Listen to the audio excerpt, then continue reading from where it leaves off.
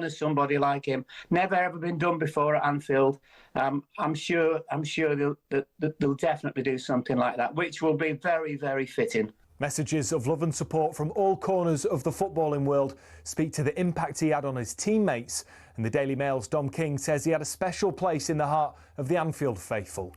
He had a song about he's the lad from Portugal, better than Figo, don't you know? Liverpool fans only make those songs for songs of that imagination and colour for the people, for the players that have got something about them, and he embodied their very, very best characteristics. Jota and his brother Andre's funeral will take place in Portugal tomorrow morning. Elsewhere, as Owen Farrell makes his return to the Lions tour, his former Saracens teammate Jim Hamilton's told talkSPORT he's a much-needed addition to his dad's squad. I think there's one thing that I've seen with the British and Irish Lions, and I don't want to use the word soft, but I'd say there's a niceness around this squad. And you think you've had the great Lawrence Dallaglio in the studio before, and you think of the icons like Martin Johnson and Johnny Wilkinson, like born leaders at the very highest level. And I think when I've seen the Lions, and they're maybe lacking a little bit of leadership in Owen Farrell, you get everything, but you get leadership on top. Yeah. Remember, talkSPORT's the only place you can listen to the Lions tour on national radio, where we're bringing you live coverage of their game against Waratahs tomorrow morning.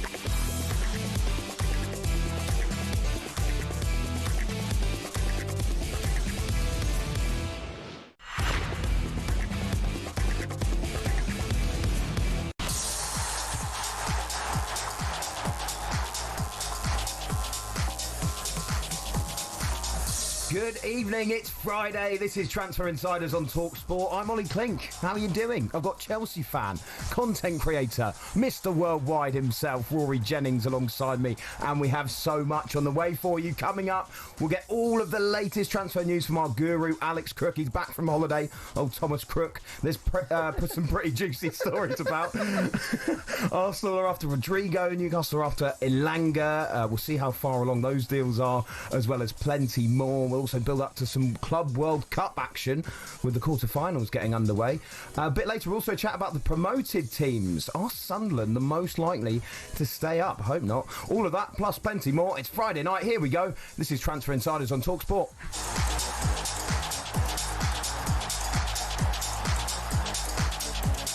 Rory J, how you doing, mate? You okay? Yeah, good, man. Good. How are you? Yeah, really good, thanks. It's good to see you. I've seen you a fair amount, actually, recently. Yeah, I know. It's getting tired, isn't it? Bit, yeah. I know. You know when you kind of, run out of like a bad penny, keep turning up. Every corner you turn, there I am. There you are. Waiting, lurking. It's a nice salmon pink number you've got on peach. Today. Yeah. Oh, peach. Peach. Oh, right. It was specifically labelled peach on in the shop on Regent Street. Oh, lovely stuff. Thank you. Thank you. You've gone in passive aggressive there. You clearly tried to have a pop at my attire.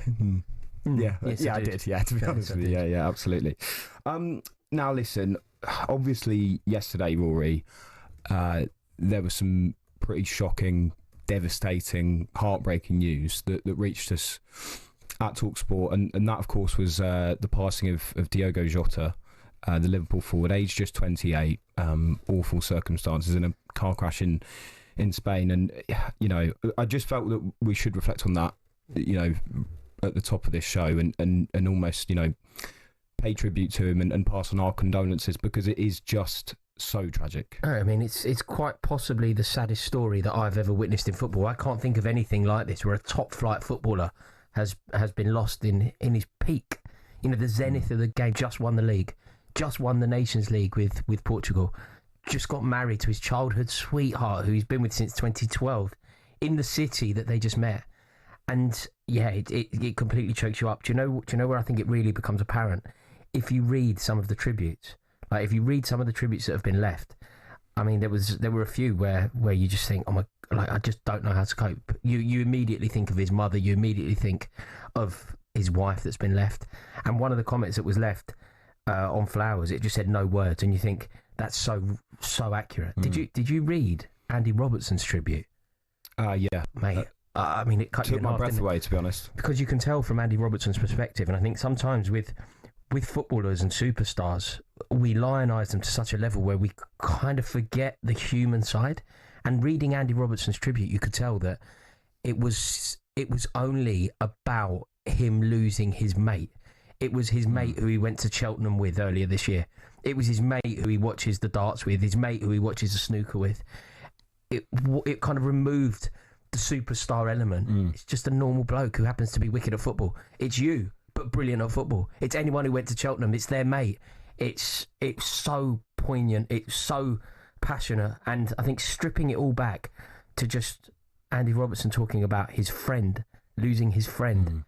You know, a guy who lives in Crosby with 3 kids, who likes to take his bike out on a Sunday morning. Like, it's harrowing. But I think that eternal flame at Anfield that will burn that bit brighter.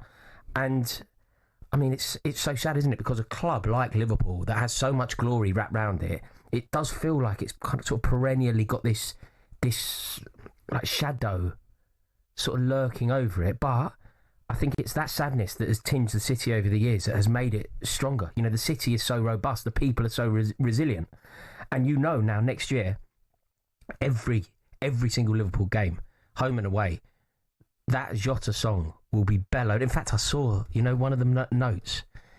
One of the notes, it simply said, "Oh, he wears the number 20." Like, that will be bellowed out, won't it? Forever and a day now, actually. That will be sung on the Kop forever. Yeah, and there's been plenty of Liverpool fans paying tribute, of course, today, and fans of other clubs too. Evertonians, like I say, fans from across the Premier League, because it's something that's shaken football, actually, really, and actually beyond that. And he feels like such a good bloke. Yeah, that's the thing. I don't know if you when you read the tributes and wherever you're reading the article, wherever you're kind of finding this news, there was one bit that really choked me when I read it, and you sort of go, okay, he's different.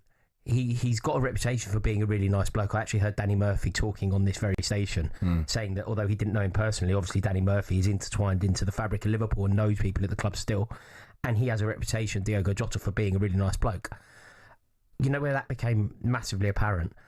I saw the tragedy that happened in Southport. The 3 fathers of the girls that were horrifically killed, the 3 fathers ran the London Marathon, and Diogo Jota had sent them a message and sponsored them. And I think one of the fathers actually said that it was the message from Jota that helped him get through it. And you can just tell, sort of, from that, I think you can really read into what a family man he is. A loving husband, a doting father, and a good man who happened to be wicked at football. I hadn't heard that, actually. It's painful, that is painful. Extremely moving. And I think you're so right that what shines through from every single one of these tributes is Jota the man, and the kindness and the positivity of him, alongside the fact that, in terms of a footballer, unbelievably talented, and like you say, at his peak and just become a champion. But it is more than that, isn't it? And so actually, it makes you realise, it's that now haunting photo. When he's standing with his wife and his 3 children, the baby's in arms. Like, the baby can't be. It's got to be the same age as my baby, and the baby's got a little tiara on, and they've just got married. It's so sad. And it's when you strip it back and you look at that photo, and then you think of his mother. He's lost 2 boys. You kind of go, yeah, the football actually, and we can all be so passionate about football and so tribal about football and so quite often so bitter about football, but then you realise on a day like this that it's not about that ever. Football is the most important thing in the world of all the things that actually don't matter. And when you see Diogo Jota's family and you read the tributes, and I'll go back to it again, I mean, Andy Robertson's tribute, you just can't get through it without feeling choked. Yeah, and of course all of our condolences go to the family of Diogo Jota and Andre Silva. Extremely sad news, of course, and yeah, we send our best wishes here from talkSPORT. Right, the Women's Euros is underway for today. Emily Herbert has been keeping you up to date with Denmark against Sweden. It's just finished. How did it finish, Emily? Yeah, well, Sweden opened their Euro 2025 campaign with a win. They've beaten Denmark by a 0-0. The breakthrough came from Real Madrid's Filippa Angerdahl, who fired a low strike into the bottom corner. Sweden, a constant threat throughout, should have had more on the board, though. Denmark, on the other hand, struggled to settle, couldn't string a pattern of passes together to create any chances. But full-time in Geneva, it's Denmark 0, Sweden 1. Elsewhere in the Women's Euros at 8 o'clock, we're going to bring you updates from Germany against Poland, and Ian Abrahams has the team news. And in that group, Germany are the winners of a record 8 Euros. The only time they've been beaten in the final was 4 years ago by the Lionesses. One of only 4 matches they've ever lost in the finals. Denmark twice and Norway were the other team to have beaten them. And they beat Poland twice in qualifying as well. The Poles took the lead in both games but lost 4-1 in Germany and 3-1 in Poland. It's Poland's first ever game at a major tournament. For Germany, 2 players who play in the WSL, Rebecca Nack of Manchester City and Shoka Nuskin of Chelsea. Meanwhile, for Poland, their goalkeeper Kinga Śmiech is of West Ham United. She's the only member of the Polish team who plays in the WSL. Germany are the heavy favourites to win this one, and we start in St Gallen at 8. Moose, thanks very much indeed. Tonight on talkSPORT 2 at 8 o'clock, there's going to be exclusive commentary of Brazilian side Fluminense against Saudi Arabian side Al Hilal in the quarter-final of the Club World Cup. Al Hilal beating Manchester City, of course, in the last round. Kev Hatchard will be on commentary duty for us, and he has the teams. Well, Al Hilal have named the same 11 that started that extraordinary win over Manchester City in the last 16. That means that Marcos Leonardo, who scored a couple of goals in that game and has 3 in the whole tournament, leads the attack once again. Fluminense make just 1 change. René is replaced by Gabriel Fuentes at wing-back. Goalkeeper Fabio is 44. Defensive chief Thiago Silva is 40. It's a game that feels enormous for both teams. Al Hilal were Asian champions 4 years ago.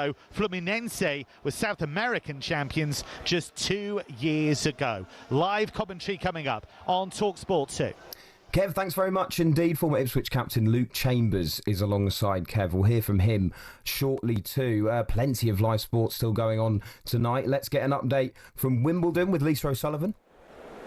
And we're watching Carlos Alcaraz looking very puzzled at the lines, and we've had quite a few glances at whether the line calls have been correct on centre court, but of course it's all AI. We don't have any line judges to argue with this time round. The players just have to accept the decisions, but they don't seem particularly happy about it. Anyway, Alcaraz took the first set 6-1 against Jan-Lennard Struff, who levelled in the second. Alcaraz took the advantage back in the third set, but it's on serve in this fourth set. Emma Raducanu is standing by, waiting to come and play Arina Sabalenka for a place in the fourth round and join Soleil Cartel and Cameron Norrie, who are already there. And it's the third T20 between England women and India women at the Oval. Here's Georgie Heath. Yeah, England women 71 without loss. They won the toss and decided to have a bat in this must-win game, and the openers are absolutely flying. Dunkley 44, Danny Wyatt-Hodge, she's been dropped twice, she's on 25. A really good start this for England in this must-win match. They're 71 for none after 9 overs.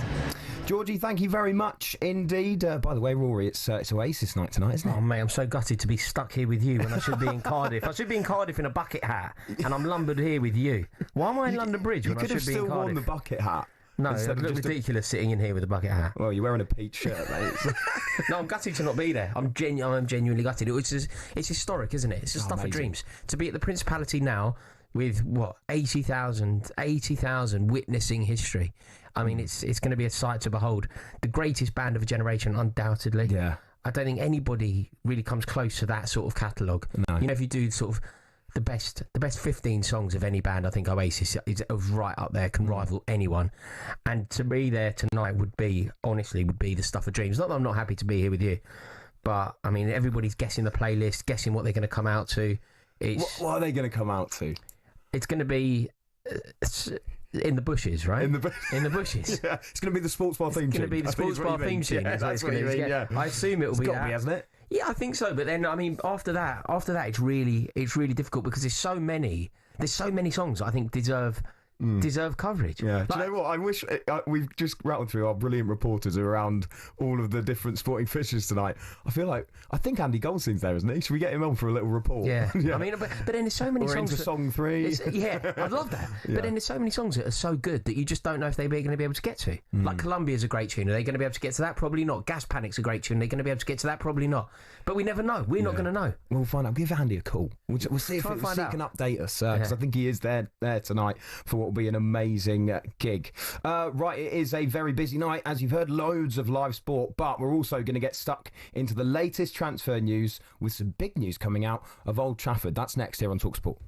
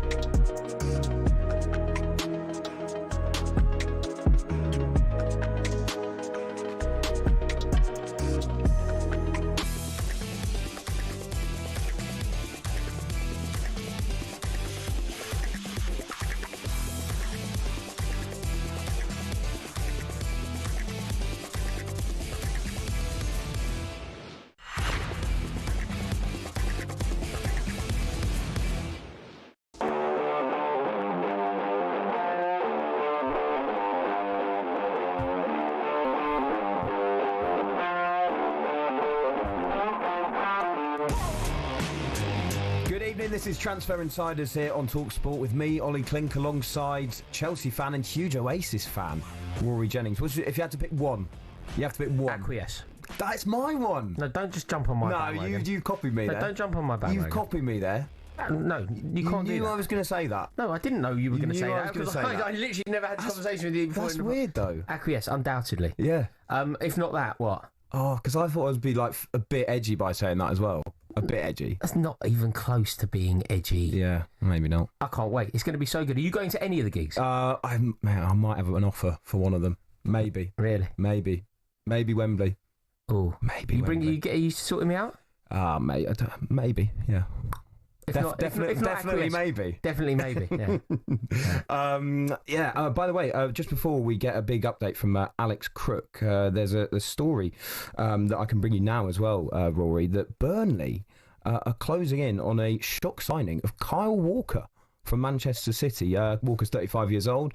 He's taking a medical before a permanent move. It's believed to be a 2-year deal worth up to $5 million to Man City if bonuses are met. So yeah, I think that's a bit of a coup for Burnley, isn't it? I think it's the kind of signing that could do them a real favour. It's the kind of signing. It's not good enough to keep them up.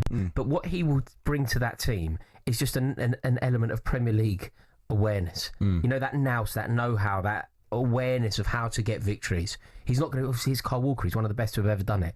He will know how to secure victories away from home. He will know how to survive in the Premier League. Yeah. So I think it would be a good signing. And just having him around the place will elevate the expectation and the standards, won't it? Yeah, $5 million for a 35-year-old?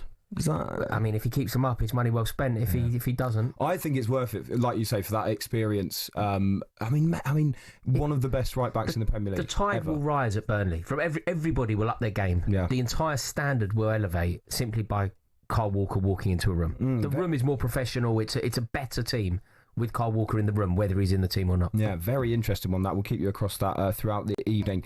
And a man who is keeping us across it always is our chief football correspondent, Alex Crook. He's back from his holiday and can bring us today's top transfer news. Well, only one place to start tonight. That's at Old Trafford, where Marcus Rashford is one of 5 Manchester United players who's been granted extended leave from pre-season training in order to facilitate a move away from the club.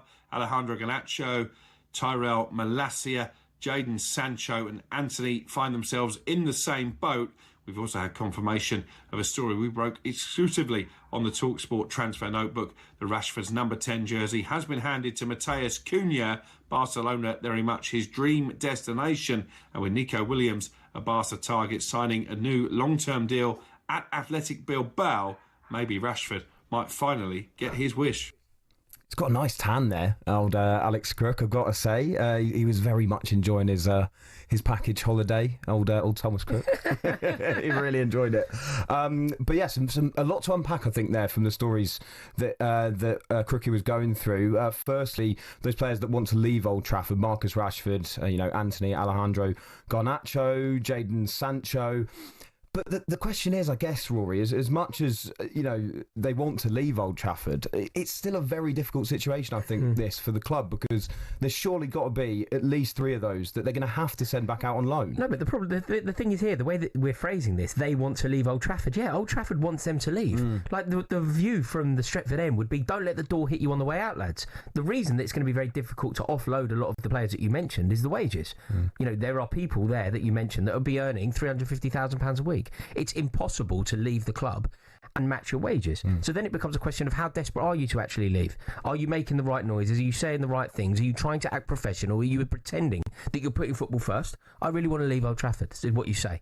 Okay, facilitate that then. Halve your wages. Halve your wages and go somewhere. None of the players that we've mentioned will be prepared to do that, which is why they'll end up sitting on the bench at Manchester United, earning the big bucks, fulfilling their contractual obligations. But then they'll be able to say, well, I really wanted to leave. This is all PR. If Jadon Sancho genuinely wants to leave, Marcus Rashford genuinely wants to leave, they'll get clubs. Of course they'll get clubs. They're good footballers. They're just not good enough to play for Manchester United, and probably not good enough to play for the club that they think they're good enough to play for. Well, Rashford's an interesting one because there was some news today that Nico Williams has signed a new 10-year deal with Athletic Bilbao. Now, he was a target for Bayern Munich and for Barcelona, plays on that left-hand side. But I think this is huge news for Rashford because we know that Barca and Bayern are both exploring the option of Rashford. Well, now they know they're not going to get Williams. He bumps up that order. The only thing is, Rory, I'm astonished those clubs are interested in Rashford. I've got to say it. But I can't believe that. Apparently they're impressed with his time at Villa. All right, he was good. Was he that good? But they're not. They're not. Like, if I don't know anything beyond what we know here as football fans. I don't know anything beyond what we know, what the journalists have reported and what the newspapers are saying. But if we employ an element of critical thinking, there is absolutely no way that the best team in Spain Currently, the best football team in the entire Iberian Peninsula is looking at Marcus Rashford and going, God, I really wish we had that bloke that was very good in 2018. There's absolutely no way. So I don't understand where this is coming from. Marcus Rashford's camp said that he was destined for Barcelona. He had his heart set on Barcelona. That's cool. I mean, you can have your heart set on what you like. It doesn't mean that it's likely going to happen. And I have absolutely no idea how Marcus Rashford believes that through his own footballing ability that he's capable of displacing Rafinha from a football team. Yeah. There's absolutely no way that that's possible. And this is the other thing, is that, I would have expected Rashford, heading into a World Cup year too, to really try and prioritise game time, to try and get into that squad. I just feel that if you go to Barca, that's not really going to happen. See, there is a point though here, Ollie, which I think is quite an important one, and one that I don't really like making. But what football should be on an international level is a meritocracy. So what Marcus Rashford should have seen is players playing really well, for example, Jared Bowen, and earning their place in the England team. However, what he's seen instead of that is Jordan Henderson being selected for England, Ivan Toney being selected for England. And I think now, if I'm very flippant about who will go with England to the World Cup next year, regardless of form, regardless of anything, I actually think Marcus Rashford will be there. Really? Rightly or wrongly, I think Thomas Tuchel takes Marcus Rashford. Even if he's not starting every single week for Barcelona? No. Yeah. I mean, he won't be starting every week for Barcelona, will he? But even if he's not starting every week for Manchester United, because I don't think that there is a way out of Manchester United for him unless Manchester United are prepared to pay the wages, and I don't see what's in it for them to do that. Do you actually think, though, that Bayern would, on paper, be the better move for him, considering the fact that Leroy Sané is going to be leaving the club? It could be that. I mean, I think it's more likely he potentially has a starting berth there, and he'd be playing with Harry Kane. Not really. Again, it would be a good advert for Thomas Tuchel.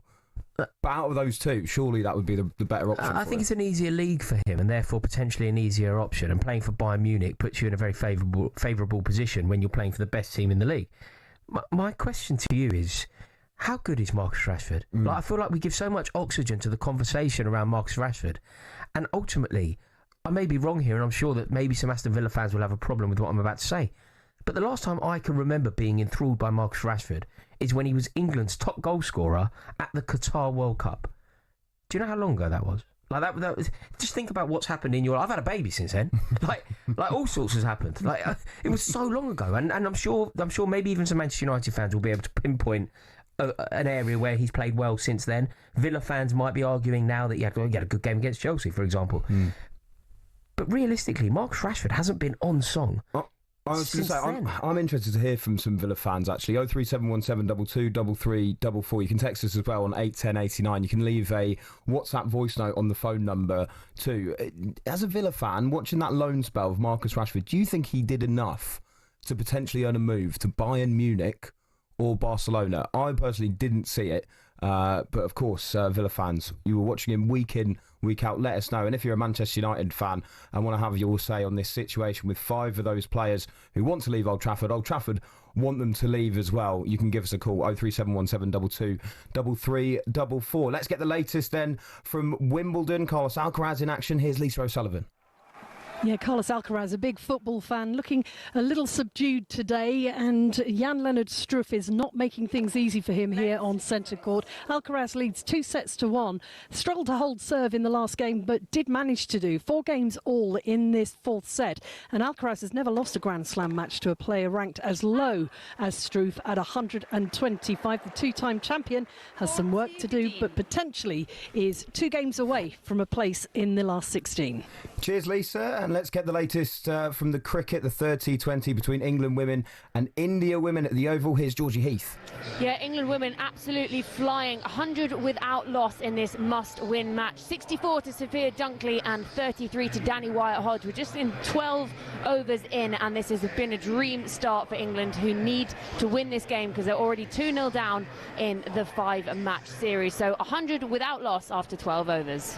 Georgie, thank you very much indeed. Right, Villa fans, Manchester United fans, give us a call, 03717 223344. If you're a Villa fan, was Rashford really good enough to be linked with Barcelona or Bayern Munich? Really? And Manchester United fans, what are you making of this situation? What do you think the club should do next? Give us a text as well on 81089. This is talkSPORT.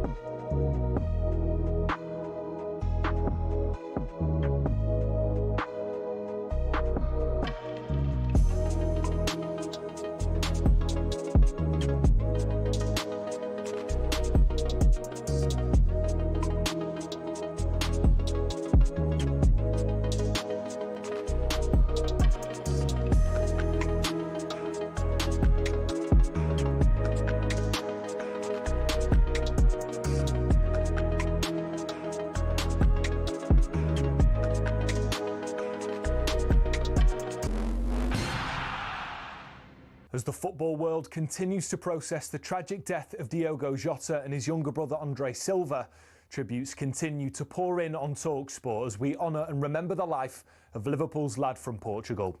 Liverpool legend Mark Lawrenson's praised Jota's impact at Anfield. I would call him a 100%er. Yeah. Which we used to do in our day. If you were a top player and, you know, the talk was about you, just go 100%er.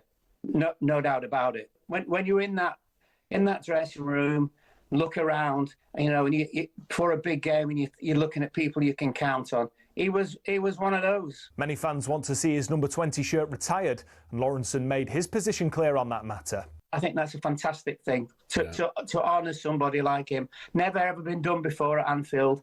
I'm sure they'll definitely do something like that, which will be very, very fitting. Messages of love and support from all corners of the footballing world speak to the impact he had on his teammates. And the Daily Mail's Dom King says he had a special place in the heart of the Anfield faithful. He had a song about he's the lad from Portugal, better than Figo, don't you know? Liverpool fans only make those songs for songs of that imagination and colour for the people, for the players that have got.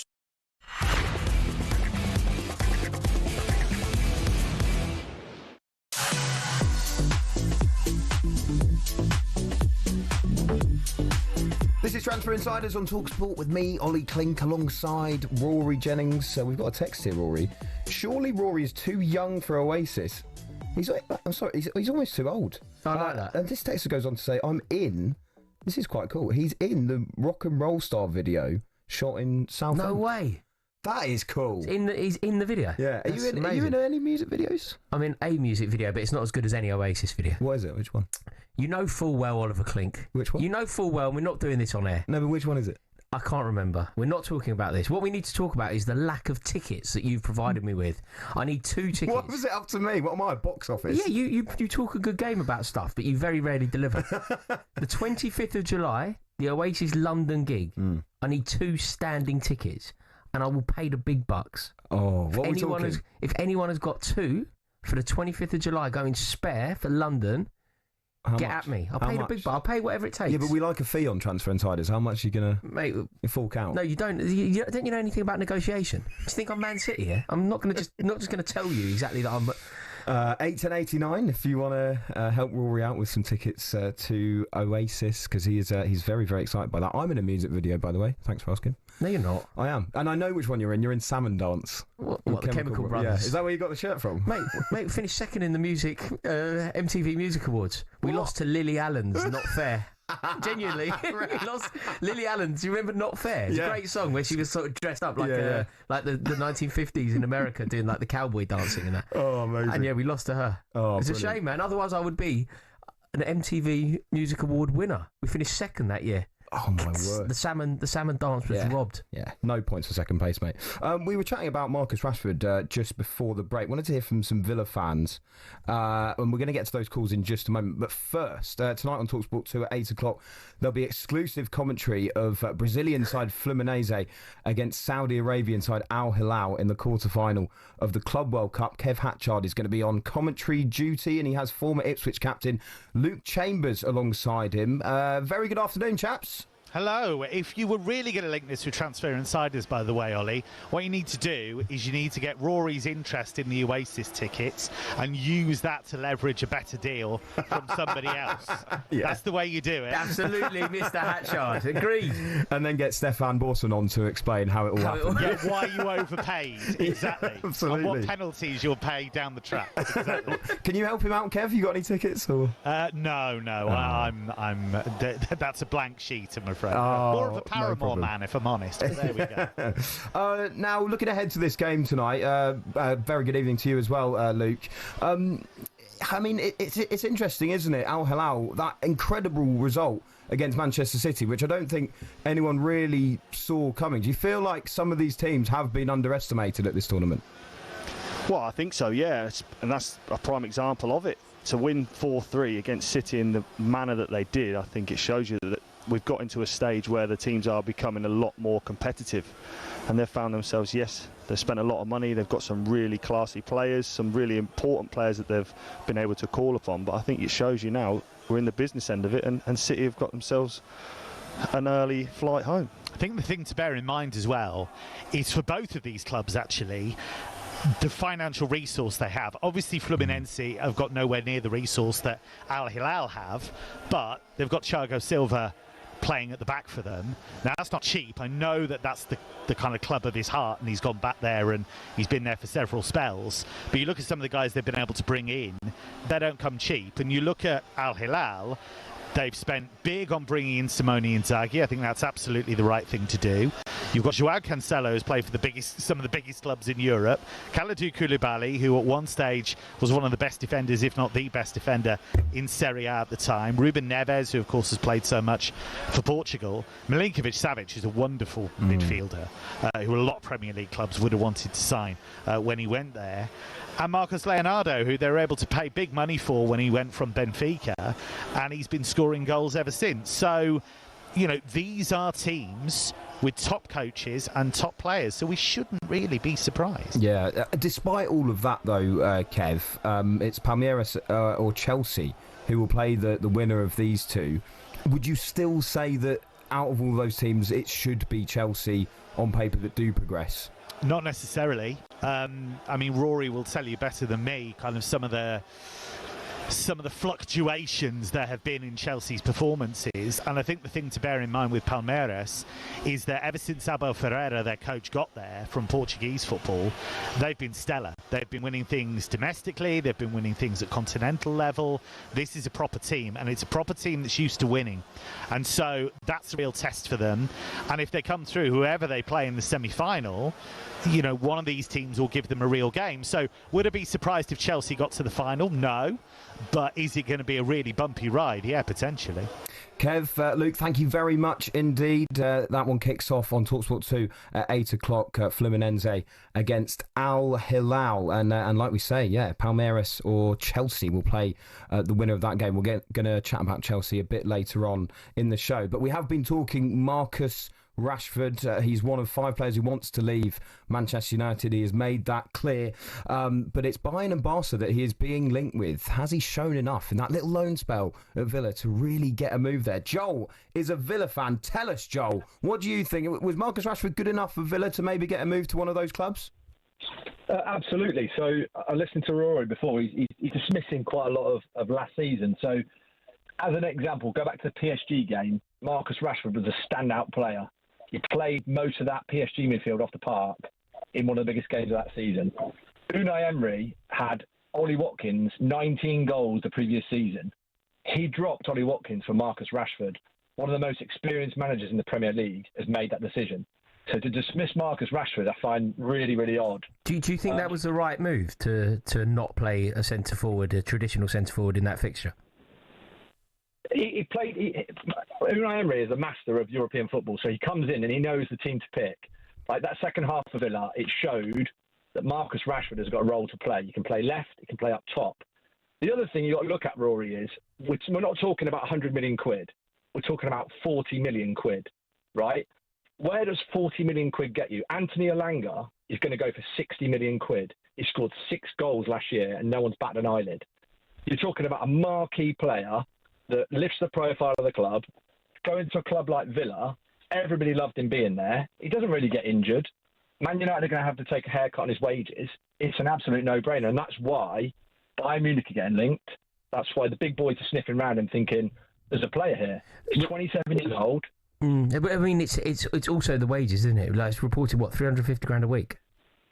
Yeah, it's big money, but listen, Marcus Rashford's going to leave Man United. The next club he goes to is not going to pay him $350,000 a week. Man United are going to have to eat some of that wage. And there's a club where he's going to land, and he's the sort of player that has a point to prove. He has had his number 10 shirt took off him today, no problem. He is going to go somewhere, and next season he's going to bang goals. But how many times have we said that Marcus Rashford has a point to prove? This is his moment. This is the new beginning. This is where he reimagines himself. This is the start of a new day for Marcus Rashford. It feels like this has been said many times, and it's never really come to fruition. It's been said many times, but look at Manchester United. that club, for the last 3 seasons, has been a graveyard of careers.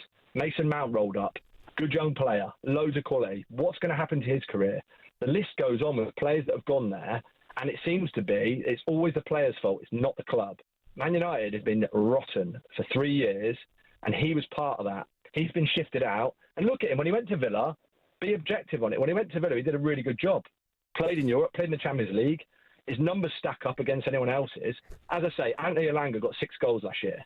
Joel, how well did he do at Villa?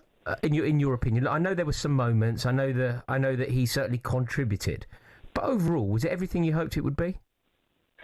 He wanted a bit more, but where his numbers dropped off was he got injured towards the end. So that last bit of where he was integrated into the squad. If you listen to Ollie Watkins, Morgan Rogers, they'll all say, what a top lad. Came in, trained, worked hard. He lifts the level. If you're a young player, if you're a Jacob Ramsey or you're a player, and you're seeing Marcus Rashford dance around the training ground, you're going to raise your game. Ollie Watkins got dropped from the team, right? He had no competition. He got dropped, and he had to fight to get his spot back. So I just think for the money...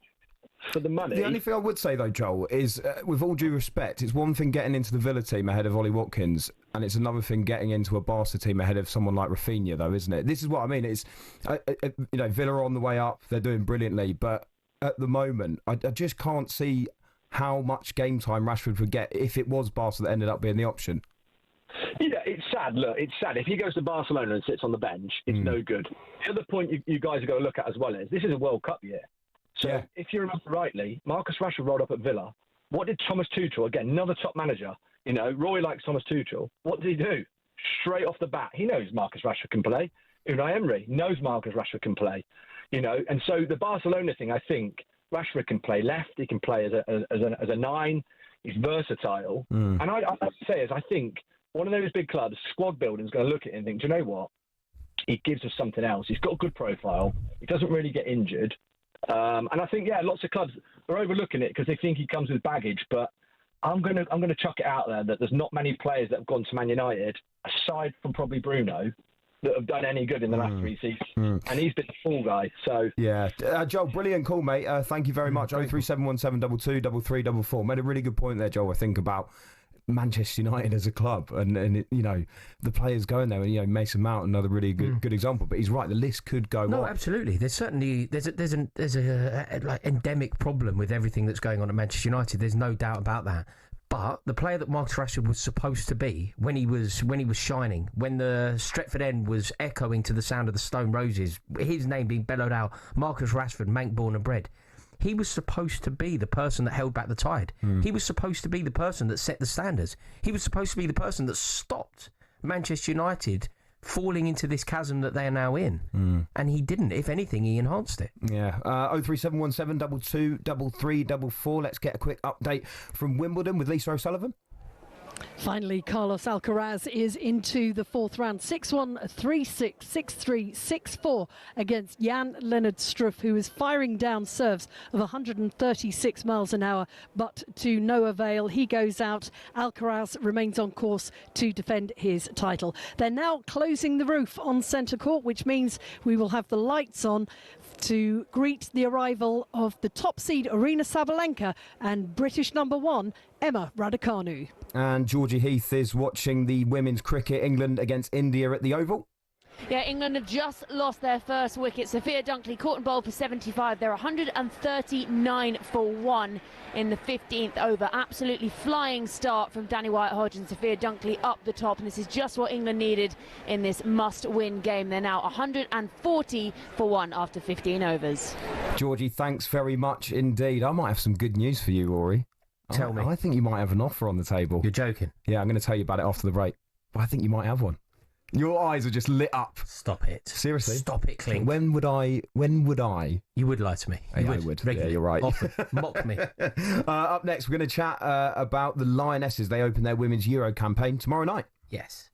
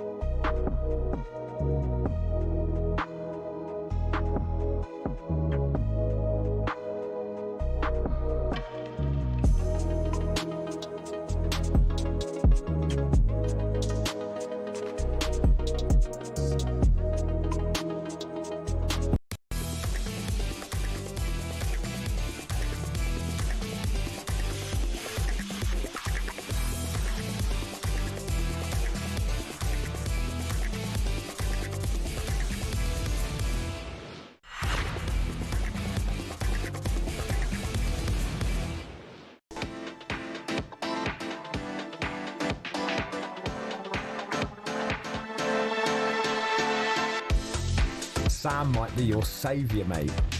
Why? Sam has texted 81089. I've got 2 tickets in Club Wembley. Oh, Club Wembley. For Oasis. Oh, come on. I kind of want to be stood.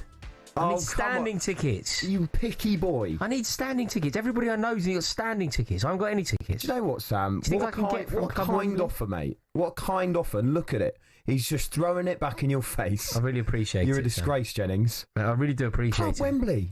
Not sure I need Club Wembley. Oh, well, he's on holiday. He's going to Spain, is Sam. So he's We'll have a great time. Tweet me, Sam. Tweet me. Maybe we can make this work. No, well, you can't. No, do you know what? No. You've thrown it back at him. Yeah, the talks have ended. Do you know what I've decided I might have to do? If I'm not going to get these tickets to Wembley, I think I'm going to have to go to Buenos Aires. Ooh, good shout. It's the only alternative. It's amazing for them out there. This is Transfer Insiders with me, Olly Clink, alongside the ungrateful Rory Jennings. Now, Germany are playing Poland tonight at the Women's Euros. For a quick preview, here's Ian Abrahams. Germany are ranked 3rd in the world. They've won this tournament 8 times. The only time they've been beaten in the final was 4 years ago by the Lionesses at Wembley after extra time. But they haven't won it, curiously, since 2013, so they're on a bit of a recovery mission. By the way, in qualifying, they have the joint most points along with Spain. As for Poland, like Wales, they're making their debut in a major tournament here. They're ranked 27th, only the Welsh are ranked below them, and in qualifying they lost home and away to Germany, but they do come into this unbeaten in their last 10 games. It's Germany against Poland in St Gallen, starting at 8 o'clock. Now the Lionesses kick off their campaign tomorrow against France. It's an 8 o'clock kickoff. It will be live on talkSPORT, and the manager Sarina Wiegman is gearing up for what will hopefully be another memorable Women's Euro. She's been speaking to talkSPORT's Courtney Sweetman-Kirk. In terms of the game tomorrow, it's always important to get off to a quick start in a tournament, but is there a little bit more on this one? I think it's just the same as every other tournament. Of course, it really helps when you have a good start, and that's absolutely what we want and what we go for tomorrow. But you also know it's still a group stage, that if you would not get the result you were hoping for, then it's not the end of the world. And I know we have a team that can cope with things. Just coming into this tournament as probably overwhelming favourites with Spain, defending champions, is that a little bit different than previously? I know it was a home tournament, but coming into the tournament, maybe not necessarily overwhelming favourites? I'm not sure we're overwhelming favourites because you've seen that countries seem to be favourites too. Also with the Nations League having started now 2 years, I think, 2 years ago. So it has been really, really competitive. I think the pressure or the expectations have been high all the time since I've been here, as I've experienced, and that's okay. What we need to do is what I just said, being the best prepared, having a good game plan, and be really together and execute it and work really hard for each other. And I think then with the qualities we have, we can do really well. Sarina Wiegman there with talkSPORT's Courtney Sweetman-Kirk. We can now speak to Joe Shannon, who's talkSPORT's Lionesses commentator. How you doing, Joe? Ollie, Rory, very well. How are you? Yeah, very well, thank you. It looks like lovely weather out there. It is beautiful. We are in the lovely city of Zurich. It is a place full of history, full of character, full of culture. Haven't seen too many fans milling about just yet, although I did make my way to the fan zone, which is close to the train station earlier on. There were 1 or 2 England supporters starting to get into the mood ahead of the big game tomorrow. And, of course, for the England squad and the England staff, all of the focus is on near enough this time tomorrow night when they'll take on France. And, of course, for the Lionesses, it is the start of their Euros title defence. So the setting is great. The stadium is small, compact, but it'll be busy. Plenty of England fans expected. And of course, the key, as always in tournament football, with that first group stage game, is that you get off to a good start. Yeah, it was actually interesting, though, hearing Sarina Wiegman there kind of say, look, it's all right, it's only the group stage. If it's not the result we want, there is still a chance to go again. Joe, obviously, it's been a bit of a bumpy build-up, hasn't it, for England, with the retirement of Mary Earps and Frank Kirby and Millie Bright also pulling out. But what would you say the mood is around camp currently? I think the mood outwardly from the camp is a positive one. You're absolutely right about the players who've left in the build-up. I don't think anyone was expecting Mary Earps to retire before the tournament started. Millie Bright's obviously unavailable. No one would have expected that either. But England have still got a top squad of players. You know, there were 13 players in the squad who were involved when England won Euro 2022. So they've proven they can do it. They know that they've got the experience. And I think there's also a chance for some of the newer generation to come in and stake a claim. Hannah Hampton in goal. It's the first time we're going to see Lauren James at a Euros. As Serena Wiegmann said in a pre-match press conference that she is fit, she is ready to play. Whether she starts is going to be one of the England manager's big decisions in terms of the team news tomorrow. Yeah, I mean, that is a huge boost, though. Whether it is Lauren James coming off the bench, the fact that she is fit is a big boost for England. And I did want to ask you about this kind of group of death, because it's France and the Netherlands and Wales, of course, at their first tournament. But that's a tricky game, isn't it, of course, with it being, if you want a local rivalry. Should that be a bit of a worry for England, do you think? I think it's a tough group, and I think group of death, we use that, don't we, at every major tournament, and I think it probably is fair to say that England are in the group of death. Feels like the toughest group at this summer's Euros, but I think they'll have enough. France for tomorrow, the big news line from the French camp was that their captain, Grégoire Bock, is not going to be available. The coach of France, Laurent Bonnaday, has left out a couple of really experienced players from his squad, trying to stamp his mark on the team. So France, you look at it and you'd say they're arguably a weakened side. The Dutch are in chaos, as often happens to the Dutch at major tournaments. There was a pre-match press conference today where the head coach got into all sorts of verbal sparring with some of the Dutch journalists. It is not a happy camp by the sounds of it there, and in fact Andries Jonker, the coach, is leaving after the tournament anyway. And Wales are in their first major tournament. In a way, they've got nothing to lose, but England should have enough to beat them. So it looks promising. Of course, you never know until you get out onto the pitch exactly what's going to happen.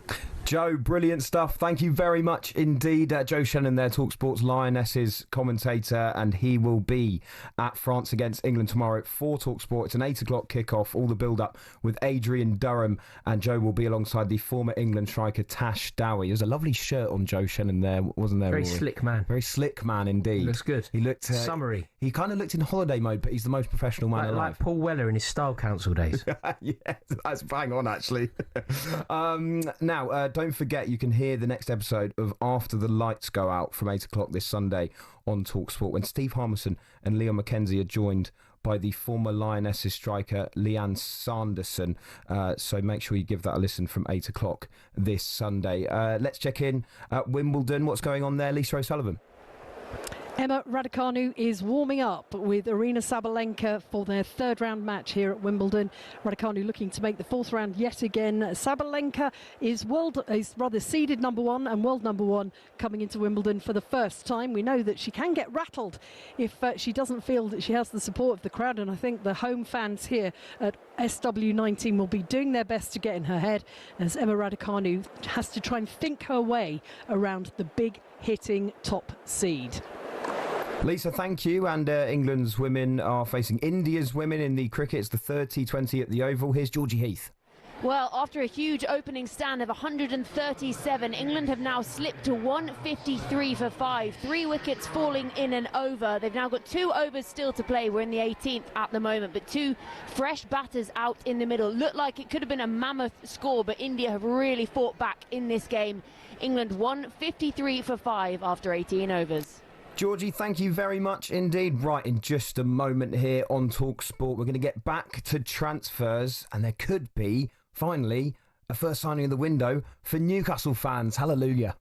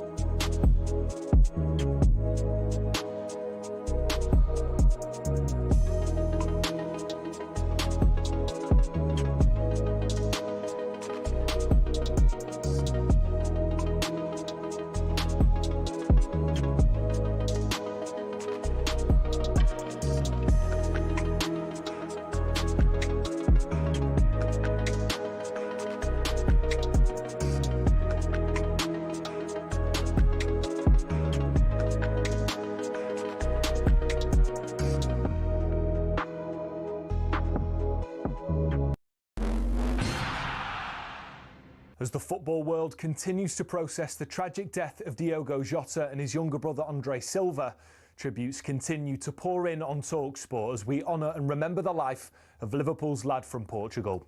Liverpool legend Mark Lawrenson's praised Jota's impact at Anfield. I would call him a 100%er. Yeah. Which we used to do in our day. If you were a top player and, the talk was about you, just go 100%er.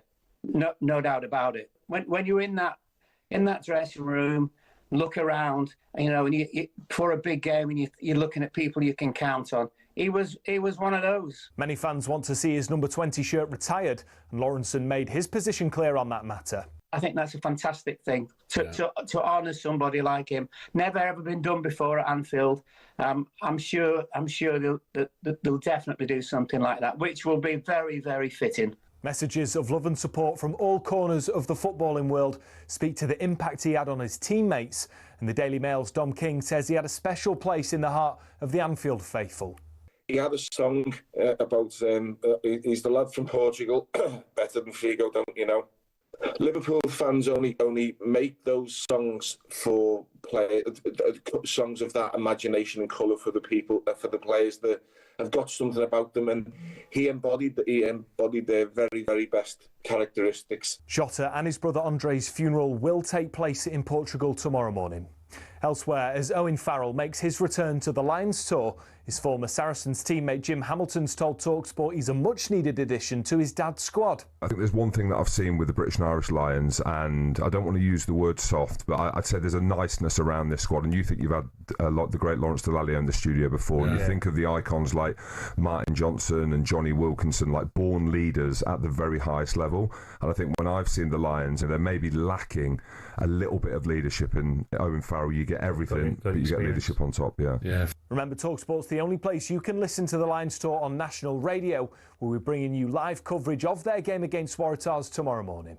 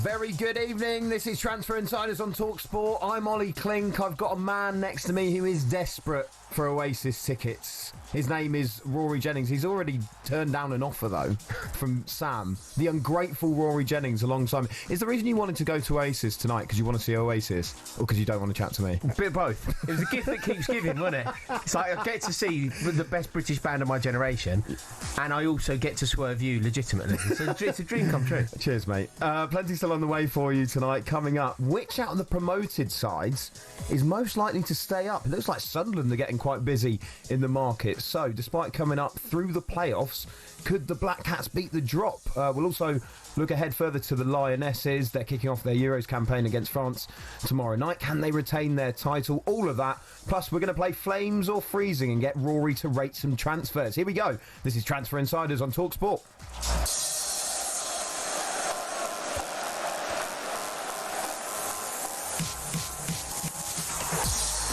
Now, a bit earlier, we heard from our chief football correspondent, Alex Crook, about the future of Marcus Rashford. Keep your calls coming in on that, by the way, if you're a Villa fan or Manchester United fan, 03717 223344. But Crookie, of course, has some more stories for us. What else has been making the news today? Well, it's been a frustrating summer window for Newcastle and their manager Eddie Howe so far. They've missed out on Dean Howson and Brian Mbumo, but they may finally be about to get a big money signing over the line.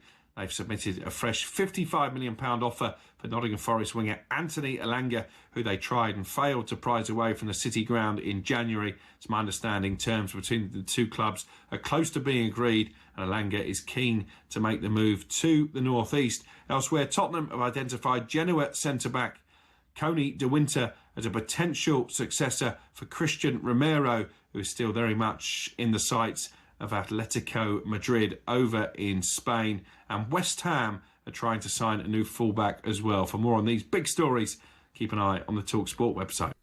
Oh, Crookie just never stops working, does he? And yeah, I mean, as a Newcastle fan, I've got to be honest. Firstly, I'm delighted that it feels like they're going to get a deal over the line, because it's been really frustrating so far this summer, you know, missing out on some of our targets. I think mainly Brian Mbeumo and of course João Pedro as well, which Chelsea and Liam Delap and Mark Gahey. It feels like it's been very difficult for Newcastle United, because obviously Eddie Howe did so well, winning silverware for the first time in 70 years.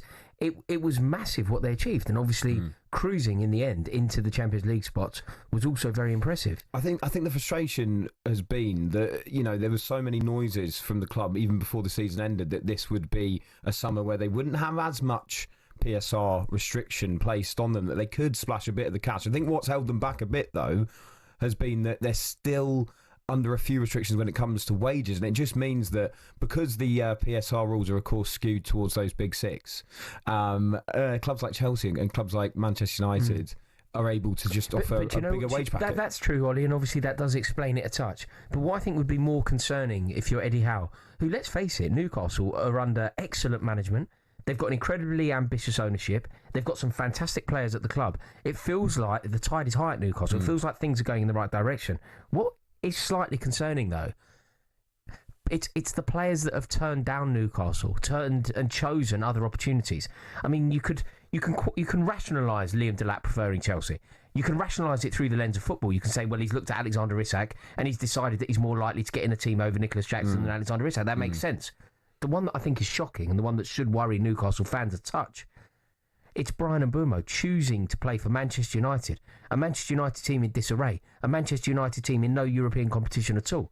It's opting into that project rather than the Eddie Howe project that I think is slightly concerning. But if you're Mbeumo, you're taking a high wage packet and a chance to go to a club. I think Mbeumo, of course, would have definitely started for Newcastle had he joined them. But this is significant money that he's going to be paid more.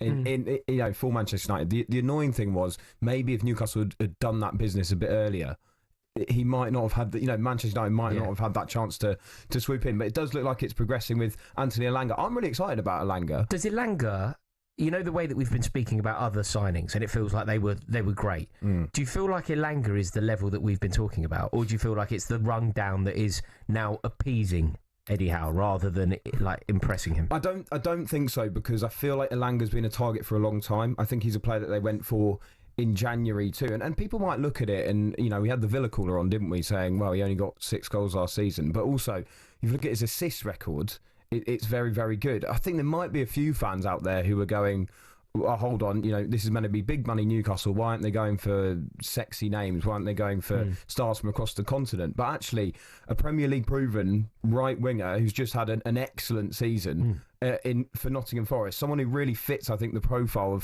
of Newcastle is a good signing. I think, you know, at the moment it's looking like 55 million. I just feel like with the way that prices have been inflated for a 23-year-old who also plays with Alexander Isak at international level, I see it as decent business. But what's the ambition for Newcastle United next season? Realistically, what's the ambition? I think realistically the aim, and as boring as it sounds, because as fans you want to go all out and try and win trophies and try and win, you know, retain the League Cup or win the FA Cup and go as far in the Champions League as possible. But the boring answer is they need to consolidate themselves as a Champions League side, and it's not just because, you know, it's important in terms of prestige. Obviously, going back to it, it's so important for the growth of the club and to get past those restrictions. Again, it is the boring answer. I mean, but do you think that a signing of Anthony Elanga is he that kind of signing? Like, you know, if it was Mbeumo, when you think about the goals that he scored last year, when you think about the elevation that he would bring to that Newcastle front line, you think, okay,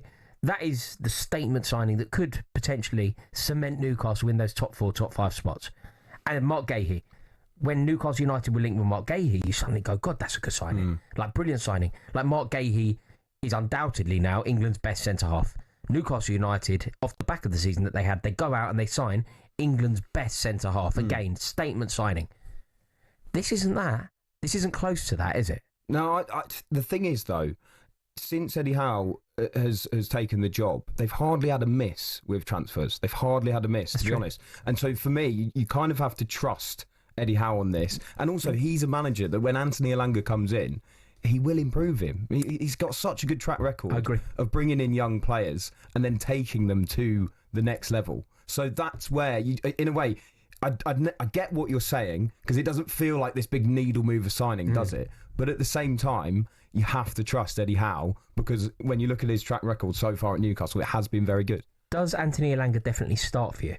Well, this is the funny thing, is that Jacob Murphy obviously had the season of his life last time out, and if we're a bit boring and we look at it stats-wise, Jacob Murphy actually had better stats than Anthony Elanga. But either way, it's competition, because at the moment, Jacob Murphy is the only natural right winger. Obviously, there are players that can fill in there, but I think Elanga starts. If he comes in for 55 million, he's got to be starting for Newcastle United.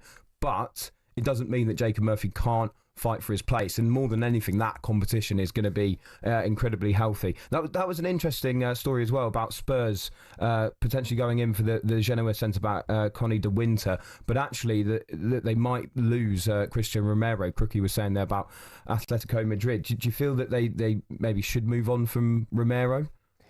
Yes, I think they have no choice but to move on from Romero. It isn't so much about should they. I think that Christian Romero has his heart set on linking up with Diego Simeone. When you think about what Christian Romero is, he almost feels like it's a shoe-in, a tap-in for Atletico Madrid. So Tottenham now need to get it right. And that's why they were pursuing Mark Gahey as well. Because you touched on it when you spoke about Anthony Elanga. The brilliance of signing players who are Premier League proven. And Tottenham Hotspur are in a situation now where they need to completely redefine their ambition. They're a Champions League club and they need to behave like one. So I would say that going and signing a player from Serie A to play centre half, I understand why they would do it. But what I really think Tottenham should do is go and spend the big bucks on a player like Mark Gahey. Yeah. 03717 223344. We were chatting about Marcus Rashford a bit earlier. Those links to Bayern and Barcelona, and then that spell at Aston Villa. Did that really show off a player that has been good enough to get one of those moves when you take into account how poor some of the recent seasons he's had with Manchester United have been? Callum is a Manchester United fan. How you doing, Callum? Yeah, how you doing, guys? You well? Yeah, really good, thanks, mate. Rashford, I guess we'll start with that question, mate. Do you think he's of the level to join a Bayern or join a Barca?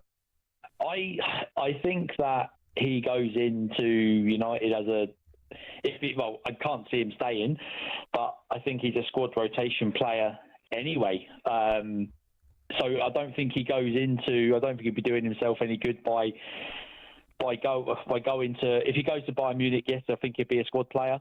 I can't see him getting into starting 11 at Barcelona. As you were saying earlier, he wants to impress to get into Thomas Tuchel's squad. So I don't see it being a positive. Him moving abroad. I don't see it. Where do you see him going, Callum? Where can he possibly go and match his wages and find his form again? I think potentially. I mean, you were just talking about Newcastle. As a little bit of a left field team to go to, who are going to be, pushing hopefully for top four for them. Well, not hopefully, but they're going to be wanting to push for top four. But I could see him with a potential switch to Newcastle. It's been a quite a favourable club to move players to in the past for United, with Nicky Butt and could list some others, but I can't. No, go on, Cal, keep going. Who else? Yeah, who else, Cal? Who else, Cal? No, come on, Nicky Butt. I've got a couple. Anyone else? We're not moving on until... You have to name one more, Cal. You're the one who set yourself up here. I know. Can you name any? Don't worry about me. Don't worry about me. You worry about yourself, sir. This is a game, mate.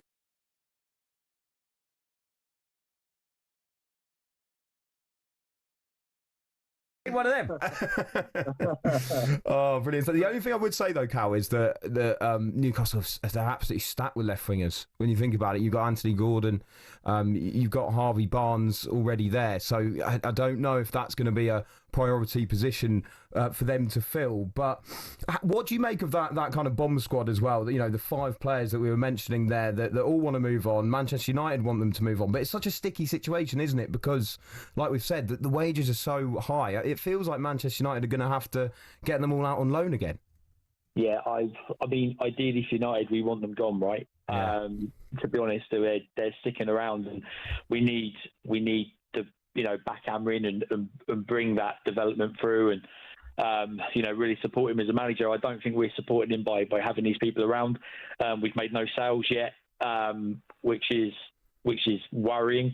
Where we're going to have we're going to go into training with a huge squad, and it's a lot of unrest there, I think, with a lot of players who are just going to cause trouble. So I'm not positive about it, to be honest. So yeah, Callum, great call. And just one more for you, Alan Smith.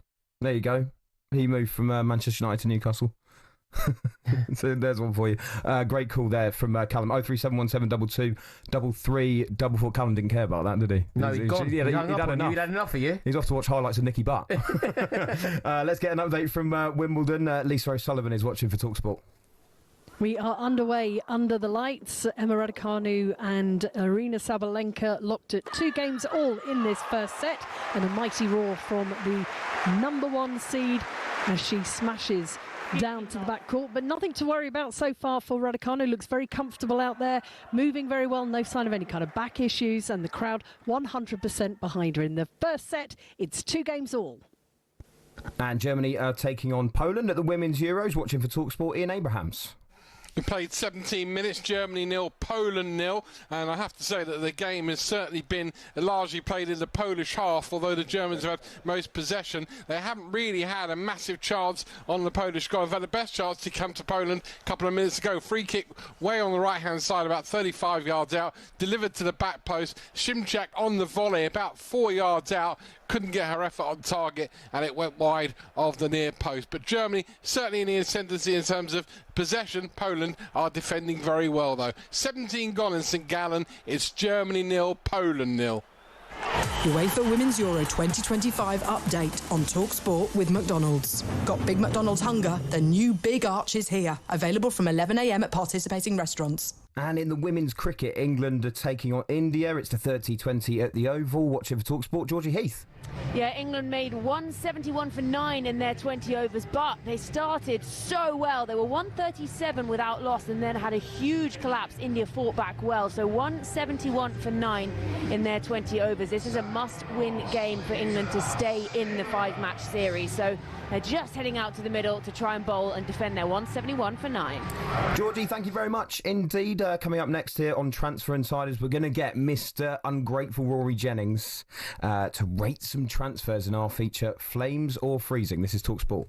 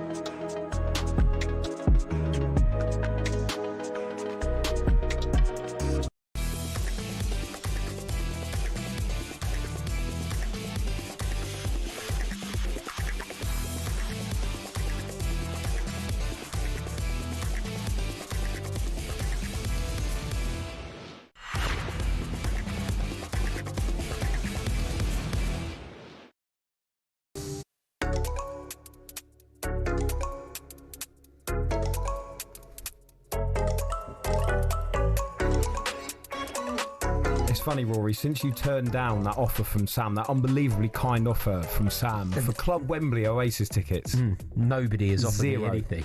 Zero. I know, because I come across very ungrateful, but effectively what I'm doing here is I'm turning my nose up at a prawn sandwich and I'm saying, put me in where it's happening. Put a me man in the of the mixer. people in your peach polo shirt. Mate, it's not a lot to ask out of life. I'm just asking for somebody to help me secure a ticket for the first Oasis gig at Wembley Stadium on the 25th, standing tickets. I'll pay over the odds. Yeah, 8:10.89 if you want to help Rory out, if you've got some tickets going. Poor old Sam. He was just trying to help you there. And even before I got to the offer, as soon as I said Club Wembley, you're just like, nah. I don't want to be Club Wembley. I need to be where it's at. Well, right now in Cardiff, Oasis have just taken to the stage as well for the first time since the 22nd of August 2009. If you want to be part of the reunion, like Rory does, of the century, of course, we are giving you a chance to win a pair of Oasis tickets for the Manchester gig on July the 19th. Oasis Live 25 is sold out, but talkSPORT can get you in. That's not all as well. Alongside those tickets, we'll put you up for a night in a hotel. We'll put £5,000 in your back pocket, completely tax-free. Listen up now for everything you need to know and how to enter. All right, kids, you have to be over 18 to enter in the UK, excluding Northern Ireland, for the chance to win a pair of tickets to the most electrifying rock and roll reunion of the century, a hotel stay and £5,000 spending money. Text the word Oasis to 83338 by Monday the 7th of July at 11 p.m, and you'll be entered into the draw to go supersonic this summer. Text costs £2 plus one standard network rate message. You must have the bill payer's permission, or post your name and number to Oasis Prize Draw, PO Box 3190, Colchester, CO2 8GP, to arrive by 5 p.m. on the 10th of July. This is a talkSPORT limited promotion run on talkSPORT, Talk and Virgin Radio UK stations. Full T's and C's at talksport.com. Good luck, yeah? Sorted. You know, I said that I thought Andy Goldstein might be there tonight and could do some updates. I texted him. He's come back. And said? Who's this? Right, now it's time for this. Quick fire! Flames or freezing? Yeah, this is Flames or Freezing, where Rory Jennings and I take a look at some of the day's hottest transfer stories and decide if we're going to pour some cold water on them. Right, let's start with this one. Brighton are closing in on a deal to sign left-back Maxim de Cooper from Club Brugge for €25 million. Rory, would it be Flames or Freezing for Brighton to move on from Purvis Estupiñán? I mean, Brighton have a track record, don't they, that basically make any transfer that they pursue a successful one. He's going to Chelsea for $150 million next year, isn't he? No, they have done very well. I mean, and you can use that as an example of how they get it right. They lost Cucurella. Cucurella was their player of the year. That it felt like he was going to be irreplaceable to them, and they went out and signed Estupiñán, and it's been perfect. You can't pour cold water on a Brighton signing. Really. No, you can't. You can't. The track record doesn't allow it. It's too tricky, isn't it? I do like Estupiñán though as a player. Very attacking player. But yeah, it looks like they'll be bringing him through this left back. So is it Flames or Freezing? I feel like it'll work. I'm going to go Flames. Flames. Okay. Oh wow, that was good. That was good. Didn't anticipate that. That was great. Thought it was you for a second. I'll give it a go a bit later. Talking about left backs, Crystal Palace have bid for Ajax's Borna Sosa. Would it be Flames or Freezing, Rory, for Crystal Palace to move on from Tyrick Mitchell? I don't know. I quite like Mitchell. I feel like he does a very solid job, and at various points I was saying that he deserved an England call-up. You know when England were pursuing like the Kieran Trippier solution, it was obviously not a good idea, and playing a player in their natural position will always like ring true for me. So I feel like there's more jeopardy around this one, just because I like Mitchell. Do you think he's been unlucky not to get called up? I think it's a disgrace that he's not been called up.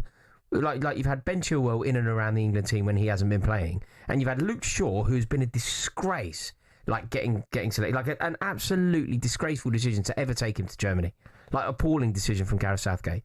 And then you've had Kieran Trippier playing there. Do you remember how detrimental that was? You know, if you try and pinpoint where it went wrong for England and Germany, and it went wrong throughout. Like Gareth Southgate made a pig's ear of the whole tournament, and we effectively fluked our way to the final.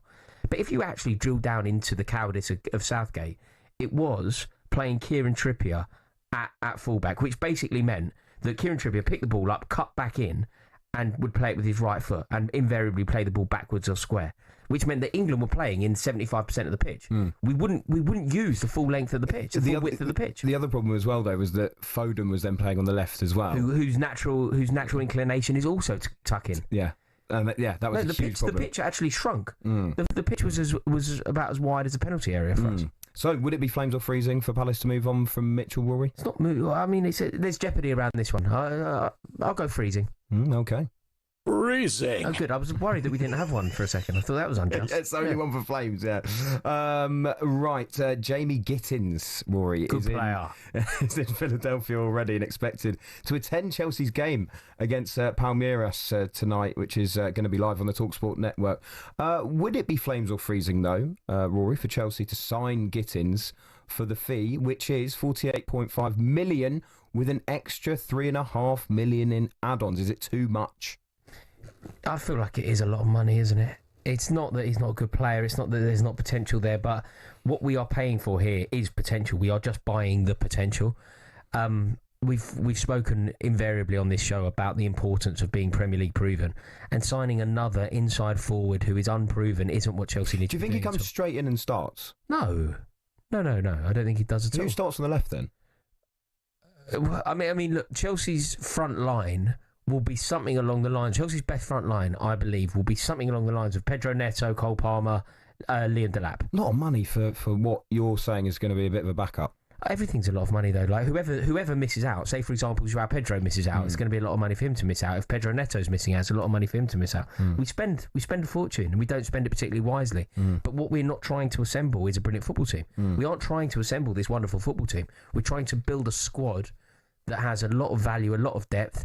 And ultimately, the reasoning is to try and increase the value of the club. I'll tell you what, I'm going to ask you a bit later on about João Pedro and that side. I'm really interested to hear what you think about that and whether they have overpaid for him too. £60 million for João Pedro. Let's get a quick update, though, from Wimbledon. But before we go to Lisa O'Sullivan, obviously I've got to ask you, Jamie Gittins and that fee, flames or freezing? I've got to go flames, haven't I? But that might be slightly biased and tribal. Yeah, he's gone flames. Flames. Yeah, you give it a go. That was quite Sean Connery. Flames. Flames. I do it quite well. It's natural. All right, let's head off to Wimbledon then, shall we? Lisa O'Sullivan is watching for talkSPORT. What could be better on a Friday night? A fish supper and two Grand Slam champions dueling it out under the lights on the centre court at Wimbledon, where Emma Raducanu has broken the serve of Aryna Sabalenka, the number one seed, to take a 4-2 lead in the first set. Thanks very much, Lisa. The Women's Euros, Germany are taking on Poland. Ian Abrahams is watching for talkSPORT. Half an hour gone. Germany 0, Poland 0. Best chance of the game so far to Germany. It was a shot by Brand that was really well saved by the West Ham goalkeeper Kinga Šimek, diving away to push the ball aside. She's done really well, actually, the West Ham goalkeeper. Meanwhile, at the other end, Padilla was in on goal on Ann-Katrin Berger after Berger's clearance hadn't been the best. But although Berger stood up really well to make the save, it wouldn't have counted as the offside flag was already up. Germany, as I say, with most the possession and the best chance so far, but they've yet to score. Half an hour gone. Germany 0, Poland 0. UEFA Women's Euro 2025 update on talkSPORT with McDonald's. When the big match means Big McDonald's hunger, try the new and iconic Big Arch. Available from 11 a.m. at participating restaurants. And Georgie Heath is watching the cricket. England's women are taking on India in the third T20 at the Oval. Yeah, so England made 171 for 9 in their 20 overs. It was 137 first wicket stand and then a big collapse after that. In the run chase at the moment, India 21 without loss after 2 overs. But Oren Bell did put down a catch earlier, so they've been awarded a life and they are finding the boundary. So India 21 for none after 2 overs. Remember, if you can help out poor old Rory Jennings, who just wants to go and watch his favourite band, but he's very specifically has to be in the standing area because he's a man of the people. If you can help him out, give us a text on 81089. In just a moment, though, we're going to be chatting about Sunderland. Are they the most likely out of the promoted clubs to stay up? Do me a favour.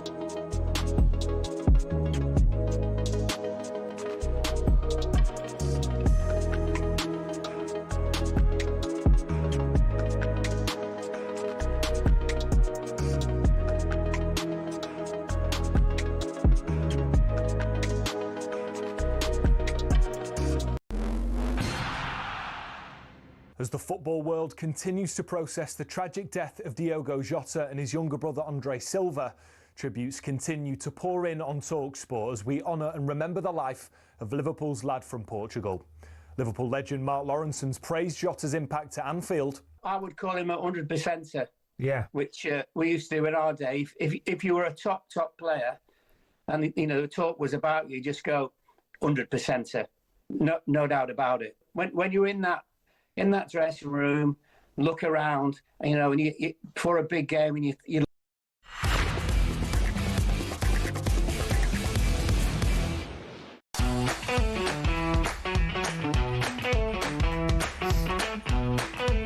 Love this from Jill. Hi, Rory. Turning down Club Wembley, beggars can't be choosers. Well, it turns out they can. Turns out they can, mate. Because you might be in luck, mate. What? We have a text here. Rory, I've got a spare Oasis ticket for Wembley, August the 3rd. It's yours if you want it. You'll just have to come in with the other three of us. It's a standing ticket. I mean, that's half of what I'm after. Yeah, but I'm after for the first night, the 25th. Yeah, well, oh, mate, come on. Well, you're going to have it. I don't have flexible plans. I'm a busy man. I've got places to go and people to meet. Joke, mate. It's not my fault. These kind people. I'm very grateful, and I really do appreciate the generosity of our listeners. No, you don't. I do. No, you don't. I've been very specific about what I need. I need two standing tickets on the 25th. The best thing is, right, there was no name on that text. It's a lie. It's a lie. Just trying to lure me in, beat me up. Well, if you trying to meet me and beat me up. Yeah. Out of interest, if you had to, they were like, right, you get 2 free tickets, but you have to wear a Spurs shirt when you do it. Obviously not. No, I love that. Obviously not. I'm well-dressed, I respect you for that, to be fair. Right, earlier today at Edgbaston, it was another phenomenal day of Test cricket between England and India.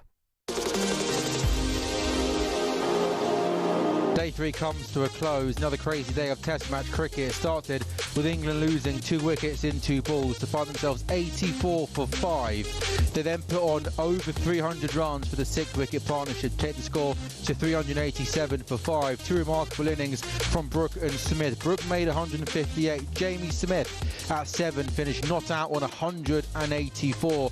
But 387 for 5 became 407 all out. India took the new ball and then picked up the last 5 wickets for 20 runs. Mohammad Siraj figures of 6 for 70. Jamie Smith not out on 184. India had a lead after 2 innings of 180 runs. They went to the close on day 3, 64 for 1. The 1 wicket to fall, Yashasvi Jaiswal out for 28. George Tung trapping him LBW, the full ball around the wicket. So when India resumed tomorrow morning at 11 o'clock on day 4, KL Royal has 28 runs to his name. Karen Nair not out on 7. India 64 for 1, leading by 244 runs. Yeah, the excellent Sam Ellard there. It was a brilliant day of cricket. Amazing from Harry Brook and Jamie Smith, but there is work to do for England. India 244 runs ahead with 9 wickets remaining. Going to have to be a big morning session, you imagine, for England. Make sure you tune into the Saturday session with me and Rory tomorrow to keep you up to date with all of the play. Now, we of course have been talking about all sorts of transfer stories, but we want to focus on the promoted clubs and particularly Sunderland, who seem as if they're getting a bit busy this summer, Rory. Joining us now is Johnny Hawley from the Roker Report podcast. How you doing, Johnny? Yeah, good evening, lads. How are you, mate? It's nice to be on. Nice to see you. Evening, Ollie. Evening, Rory. How are you? Yeah, great to see you, mate. I really, really want you to survive next year. I really want Sunderland to stay up. Are you going to do it? Is there a world where you can do it? Can you just give me some optimism? I'm sitting here with a Newcastle fan. We need to wipe the smirk off his face. Well, I certainly hope that you're right and that we can stay up. I hope I'm not leaving you disappointed in 7-8 months' time. But yeah, I mean, I think certainly is there a world where we can do it? Then I think the answer is yes. I think we've shown with the first few moves that we've made, where I'm not going to be all cliche and say we're doing it different. Every promoted club I'm sure thinks they're doing it different. But, I think 30-odd million euros on Habib Diarra, possibly 20 million euros on Noah Siddiqui. Obviously, the permanent signing of Enzo Lefebvre, which was made, I think it was made permanent, basically the second Tommy Watson scored at Wembley. They're the moves of a team that's ambitious, I think, and it shows to me that the kind of the recruitment team and the ownership have clearly identified that they want to strengthen the spine of the squad, because all of the signings we've made and the concrete links that seem to be cropping up at the minute are all, goalkeeper, central midfielders, maybe a centre forward, probably a centre back as well, which I think is probably the right way to go about it. But obviously, it's a hell of a step from the Championship up to the Premier League these days. So it's going to be a tall order for us to end up 17th or above. But I would take 17th at the end of May right now. Yeah, and you'll find out about that step up when you go to St James's Park, Johnny. But in terms of the business, I think you're absolutely right. They are pushing the boat out, and you used the word ambitious there. You are right to say that it is an exciting time. How much of a miss might Joe Bellingham be, though, having headed off to Dortmund? Yeah, it's a big hole to fill. He's obviously, massively talented young footballer, which is why, Borussia Dortmund have brought him in and paid a lot of money for him. So yeah, he's going to leave a hole in the midfield. That goes without saying. In terms of whether we can fill it, a lot rests on the shoulders of Habib Diarra, I think. He's probably going to be the biggest addition that we bring in, unless we break our transfer record again, which we broke in signing him. So I wouldn't have thought there's going to be another player that we spent quite so much money on in one go. So I think he's got to be the one who they're looking at to come in and try and fill that hole from day one. But the thing that's so tough with replacing Job is that his physical attributes were quite unique, I think. Similar to his brother, I suppose, but he had such an ability to almost use his legs to sort of, reach round people and scoop the ball up and drive up the pitch. It's difficult to find players who've got that in their locker. I don't think it's going to be as simple as Diarra comes in and we just don't miss Job. I think we're going to have to change at least something about the way we play. But, the early signs are good. Talking about changing the way you play, talk to me about the manager, Regis Lebrieff, because I feel like in the last couple of seasons, one of the reasons why the three teams that have come up have gone down has been some of the managers sticking to their principles a bit too much. How do you think Regis Lebrieff will adapt to the Premier League? I think, to be honest, the way that we already play is more well suited to the Premier League than a lot of promoted teams. Famous last words if we go down, but we tend to, even when we've got promoted last season, we aren't dominating the ball on average. We're not a team who's going to dominate possession and just play tippy-tappy football for the sake of it, which is possibly an accusation you could level at some of the teams who've come up in the last couple of seasons. I'm thinking Southampton in particular were very wedded to that one style of play.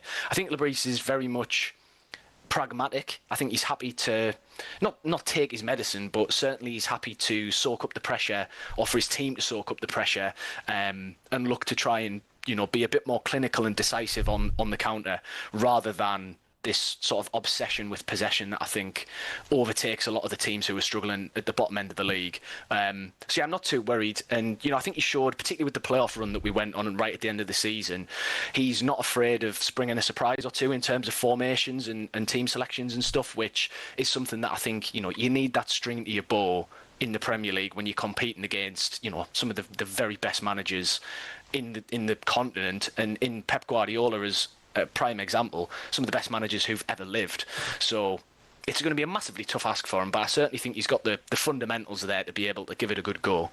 Johnny, there's a perennial debate going on, isn't there, about the chasm between the two divisions. The Championship and the Premier League have never been further apart in terms of quality, in terms of the players that are operating in both. And we've seen now in 2 consecutive seasons, the 3 teams that came up have ultimately gone back down. Does that intimidate you at all? Do you believe that the chasm is too big, or do you think that's just coincidence and there's no reason why all 3 teams, for example, from the Championship couldn't survive next year? So does it intimidate me? Yes. A resounding yes to that one. 6 other teams have given it a go in the last 2 years and they've all failed, which isn't great from a maths point of view. But I do think, look, the step up is huge just in terms of the quality, because the finances that are washing around the Premier League are astronomical, and obviously we're about to sort of take our slice of that pie for at least a season, which is great for us. But you look at the teams in the Championship who don't have parachute money, of which we've been one of those to come up, and Ipswich being another example. You've got to spend so much money just to try and bring your squad up to something resembling a competitive outfit. In terms of numbers and in terms of the level of the players. So it's a huge ask, but I think this season, more than most of the sort of recent memory, I think that at least certainly Leeds have got a chance. You know, they're a great team. They were brilliant in the Championship last season, and I think they're still quite a set of solid foundations are there from the last times that they've been in the league. You know, they haven't been ripped apart by the vultures like some teams see. And I think Sunderland, on the opposite side of that spectrum, because we've come up, and you've got to remember, our ownership came in 2021 in League One. Now, they've obviously had a plan to get to the Premier League, and part of that has been to make sure that on that journey we're not chucking 10, 15, 20 plus million at players and buying our way up, because then you're hamstrung when you get here. Whereas I think we've got a little bit of a luxury in the sense that, not to get all sort of accountant on you, but in terms of the PSR headroom and stuff, we're in a really, really healthy position, because obviously the wage bill's minuscule in comparison to the rest of the league. We've just sold Joe Bellingham for a lot of money. We sold Tommy Watson to Brighton, so there's money to play with, and I think that gives us, it gives us a leg up over Burnley, for instance.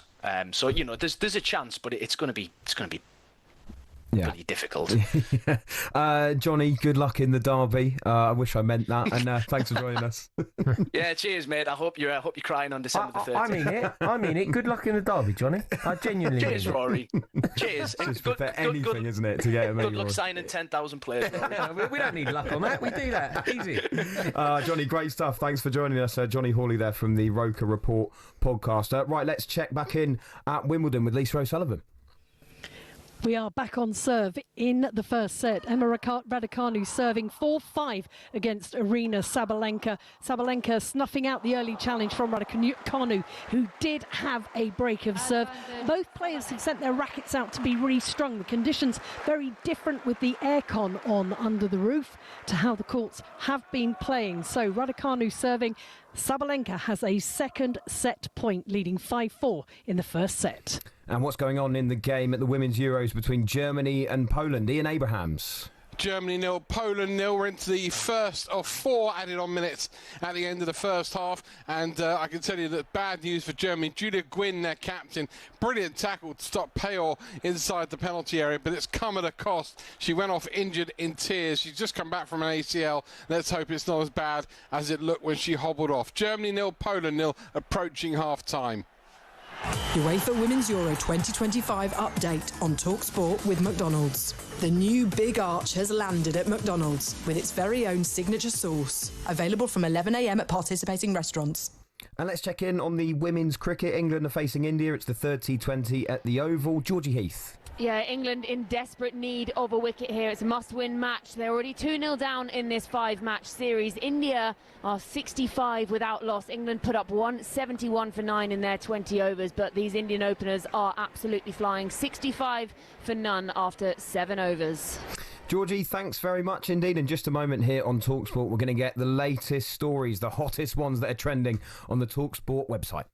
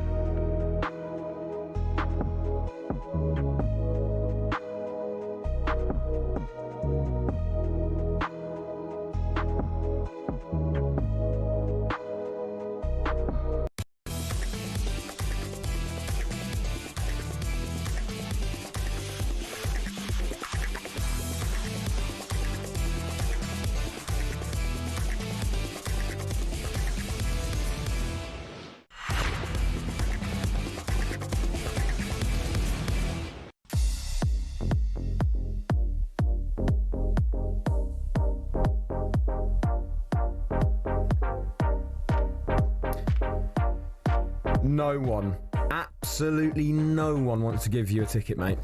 Nobody. It's because you've set me up.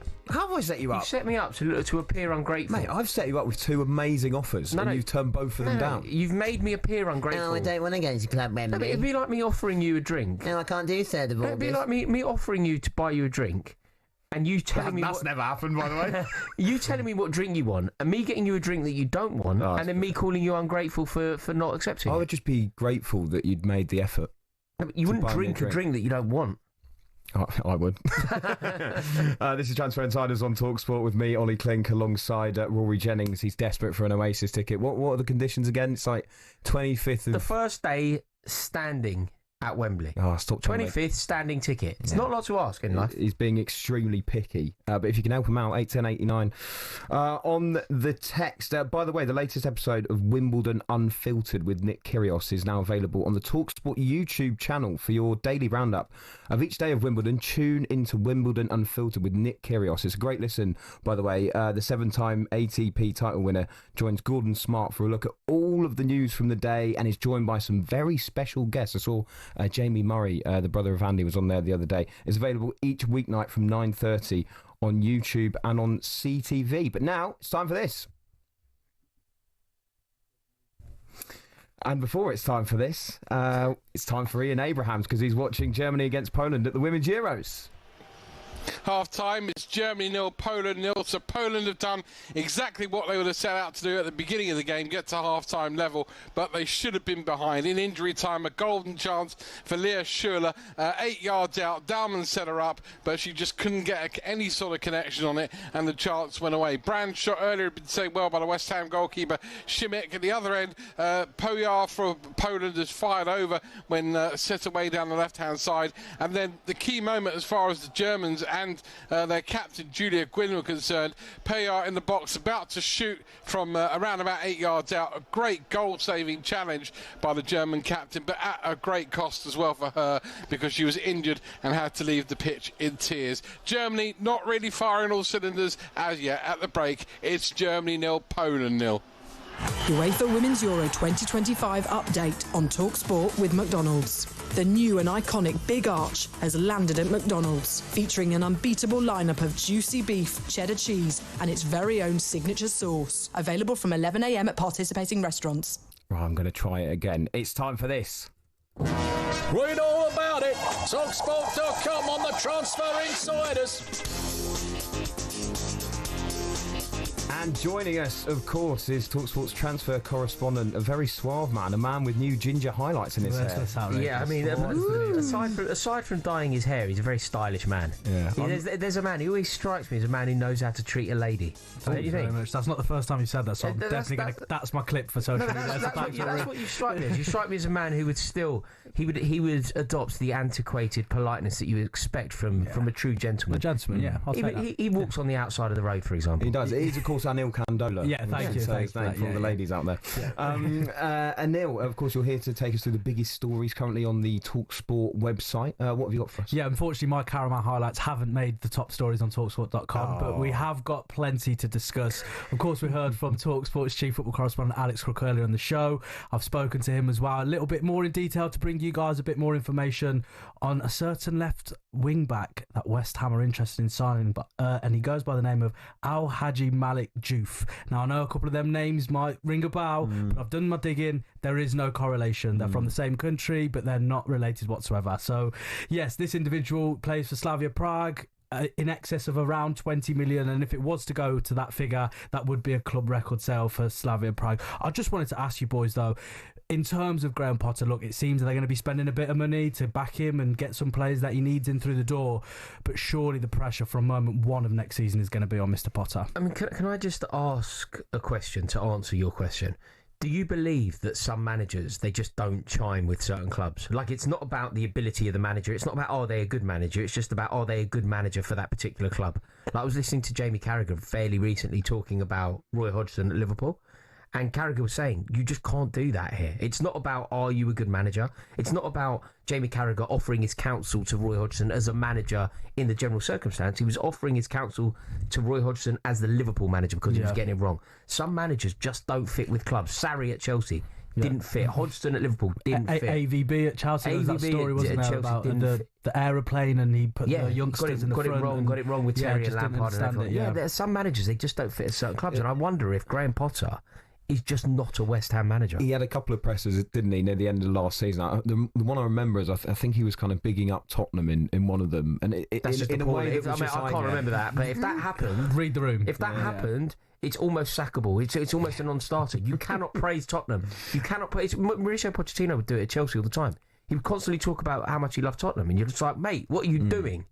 What about the future of Calvert-Lewin, Anil? Yeah, already hitting the headlines not long after he's stated very publicly that he will be leaving Everton after quite a long time there. He already had an offer, we're understanding here at talkSPORT, a big story on talkSPORT.com today, to return to the Premier League with newly promoted side Leeds United. Ooh. There were discussions and talks, we understand, that happened last month, but the wages seem to be an issue for the Leeds player. Calvert-Lewin didn't want to take a pay cut, and also in his ideal world, shall we say, he wants, yeah, and to make matters more extreme, he ideally wants a club that will offer him European football. And wait, there's one more. He also would prefer a Premier League move if they weren't fighting relegation. So a lot of things we're hearing, apparently, that Dominic Calvert-Lewin is demanding. But Rory, I know you were doing it a bit tongue-in-cheek there, but I just don't understand situations like this. If you're not hot property, if you're not at the top of the target list for so many clubs, surely you have to compromise in some capacity. It just doesn't seem like Calvert-Lewin is going to be doing any of that. I'm baffled. I mean, the only way that Calvert-Lewin deserves to play European football next year, the only way that he will be playing European football next year is if he signs for Shamrock Rovers. Like, there's absolutely no way that he'll be playing Premier League for a Premier League team that's in a European competition. It's some front. I'm baffled by that, and actually as well, it's because of the injury record he's got. It's not just about ability for me, and it's about the fact that you're signing a player who's got such a poor record. He had a purple patch under Ancelotti at Everton. How long ago does that feel? Like, that was James Rodriguez. Yeah. Like, how long ago was that? And if you were to suggest the only way you're going to get the best out of him is to get a manager like Ancelotti, I think he's going to, as I say, maybe minimise his expectations a little bit. Just very, very quickly as well, Anil, this is a really interesting one. I saw this a bit earlier on the website about a potential sale of Martinelli to fund a big summer for Arsenal. Yes, Saudi Arabia always giving us headlines, and it seems this one could be on the cards potentially as well. For a figure around, we're hearing 73 million. Al Nassr, the team Ronaldo's at, they're looking for their first league title since 2019, so they're ready to spend big. And this could, in terms of a domino effect, as we always see in the transfer window, this could then provide Arsenal with some serious funds, not only in the left-hand position, but potentially other places as well. So many stories. Martinelli, we've got new left wing-backs, we've got Dominic Calvert-Lewin wanting £1 million a week. But whatever happens, we'll of course be right across it on talkSPORT and talkSPORT.com. We will indeed. Anil, thanks very much, mate. Going on any dates tonight or this week? No, unfortunately not. Do you know what I'm going to do? I'm going to take the gentleman we just had out for a drink, because he supports Sunderland, doesn't he? So big fan of his. Yeah, I like it. Yeah, but he's bought about 50 clubs, mate. So. Sunderland is one of them. Anil, brilliant stuff. Thank you very much indeed. Let's check back in at Wimbledon with Lisa O'Sullivan. Where it is 5 games all in the first set. Arina Sabalenka was serving at 30-40, but Emma Raducanu pumps her fists and cheers as she gets the break to take her 6-5 lead in this first set. She's already saved 7 set points. One worry, she had a slip going into the net and fell very heavily on her right hip, but everything's going Raducanu's way at the moment. She'll serve for the first set at 6-5. And Georgia Heath is watching the women's cricket, England against India. It's the third T20 at the Oval. Yeah, England there in desperate need of wickets still. They've taken just one of the openers, Shafali Verma, to go, but India are 97 for 1 at the halfway mark, 10 overs. That target 172. If they win today, they take the series. They already lead 2-0 India, so this is a must-win game for England. But at the moment, India, they are on top, 97 for 1 after 10. Georgie, thank you very much indeed. In just a moment here on talkSPORT with me, Olly Clink, alongside Rory Jennings, we're going to be looking ahead to Chelsea's Club World Cup game. It's exclusively live on talkSPORT.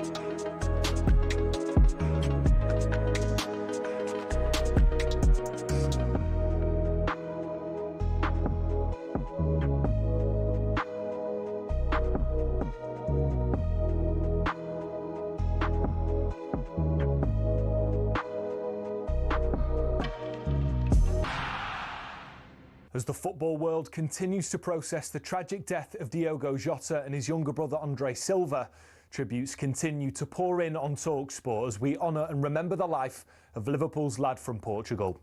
Liverpool legend Mark Lawrenson's praised Jota's impact at Anfield. I would call him a 100%er. Yeah. Which we used to do in our day. If you were a top player and, you know, the talk was about you, just go 100%er. No doubt about it. When you're in that dressing room, look around, you know, and you for a big game and you're looking at people you can count on. He was one of those. Many fans want to see his number 20 shirt retired, and Lawrenson made his position clear on that matter. I think that's a fantastic thing to honour somebody like him. Never ever been done before at Anfield. I'm sure they'll definitely do something like that, which will be very, very fitting. Messages of love and support from all corners of the footballing world speak to the impact he had on his teammates. And the Daily Mail's Dom King says he had a special place in the heart of the Anfield faithful. He had a song about he's the lad from Portugal, better than Figo, don't you know? Liverpool fans only make those songs for songs of that imagination and colour for the people, for the players that have got something about them, and he embodied their very, very best characteristics. Jota and his brother Andre's funeral will take place in Portugal tomorrow morning. Elsewhere, as Owen Farrell makes his return to the Lions tour, his former Saracens teammate Jim Hamilton's told talkSPORT he's a much-needed addition to his dad's squad. I think there's one thing that I've seen with the British and Irish Lions, and I don't want to use the word soft, but I'd say there's a niceness around this squad. And you think you've had the great Lawrence Delalio in the studio before, and you think of the icons like Martin Johnson and Johnny Wilkinson, like born leaders at the very highest level. And I think when I've seen the Lions, and they're maybe lacking a little bit of leadership in Owen Farrell, you get everything, but you get leadership on top. Yeah. Remember, talkSPORT's the only place you can listen to the Lions tour on national radio, where we're bringing you live coverage of their game against Waratahs tomorrow morning.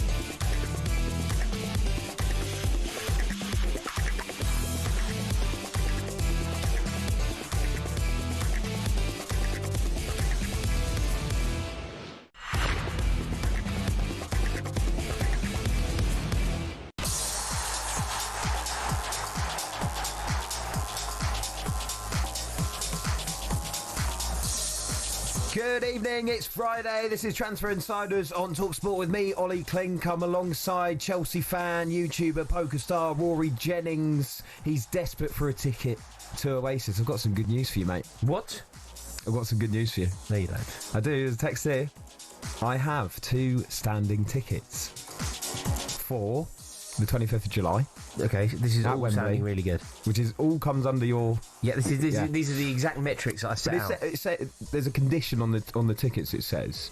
It says to be in this specific area of the standing section, you have to be over. You have to be over 5'8", mate. Spoiled you out. Best thing is made it all up. Sadly, lucky, mate. I'm getting sort of trauma from when I was a kid and I couldn't go on any rides. Can you go on them now, or when you go to like the theme park, you're on the flying fish? But do you know what? Do you know my daughter is like really short naturally. She can't go on the rides that she wants to go on, and you know when she like gets upset about it. It takes me back. It transports me to exactly that emotion from when it happened to me, like a couple of years ago.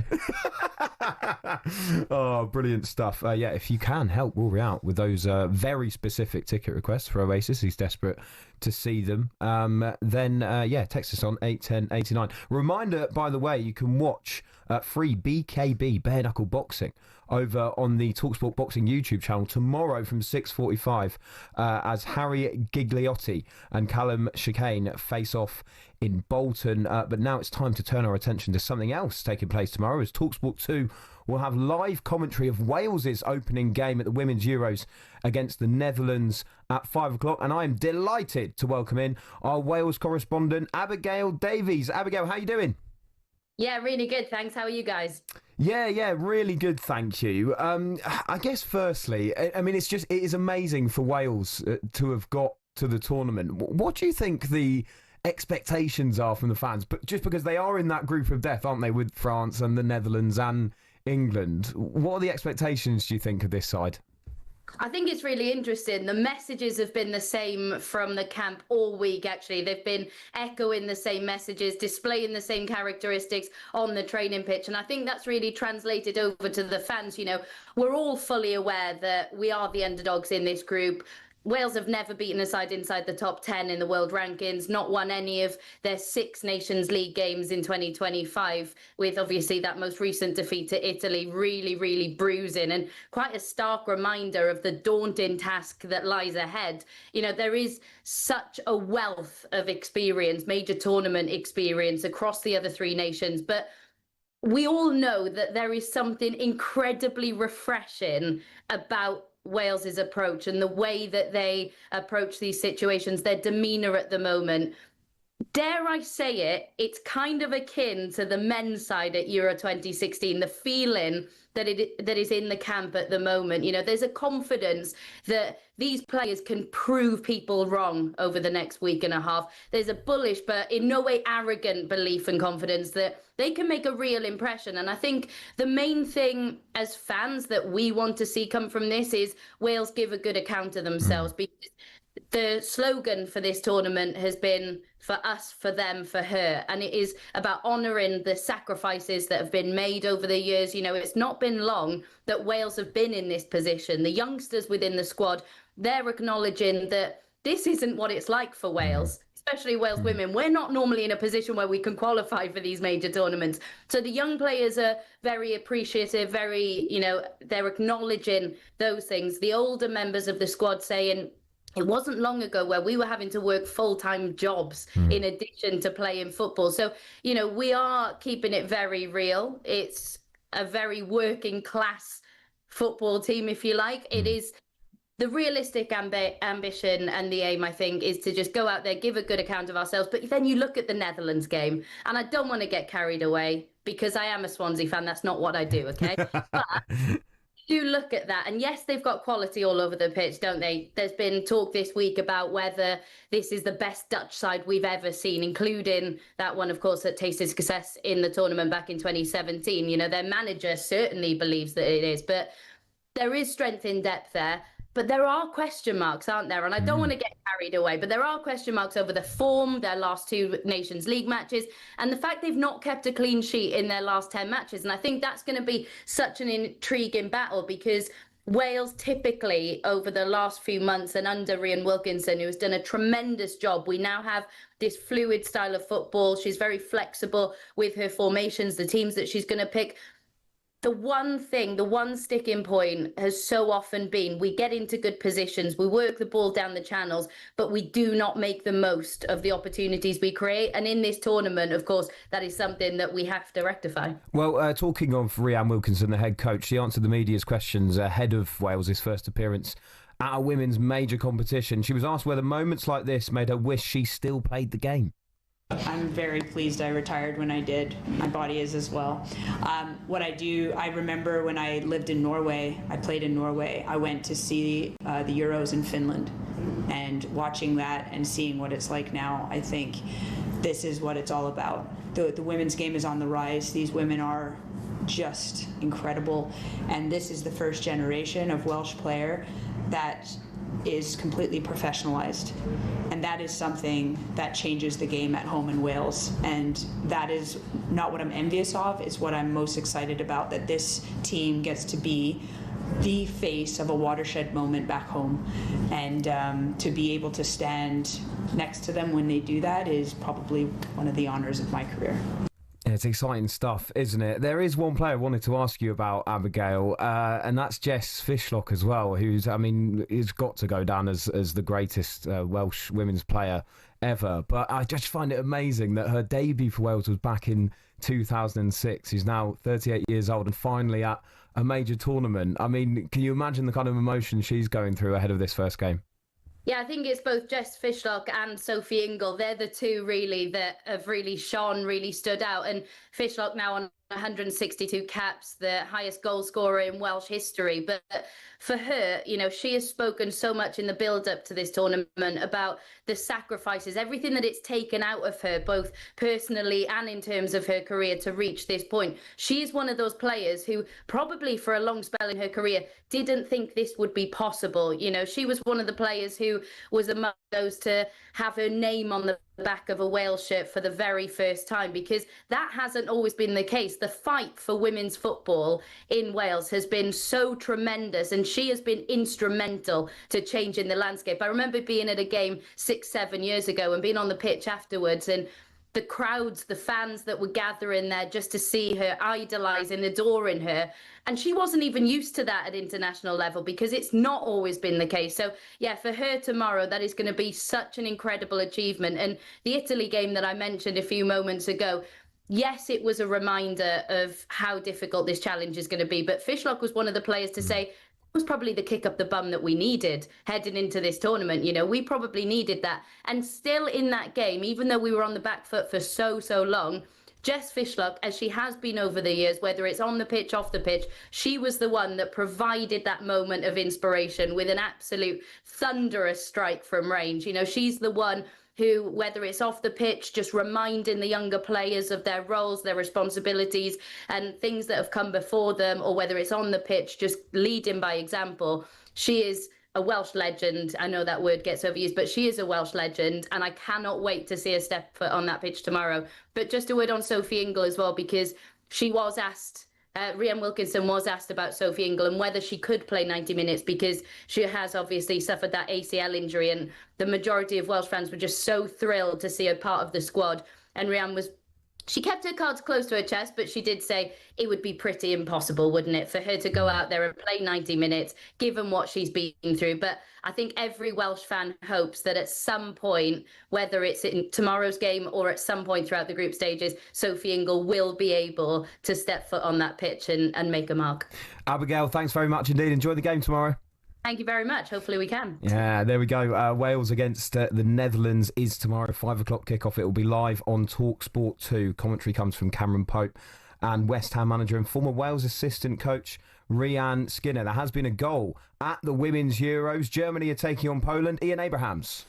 10 minutes into the second half, Germany 1, Poland 0. It was always going to take something special, I think, to get the Germans ahead, and we've just seen it as well from Julie Brand. It was a lovely goal. She cut in from the right-hand side on her left foot, and from the edge of the area, she has bent it right into the top corner. No chance at all for Schimek, the West Ham goalkeeper, to get anywhere near it. And Germany, who's certainly been knocking on the door towards the end of the first half, have now gone straight through it and got the opening goal of the game. It's Germany 1, Poland 0, 10 minutes into the second half.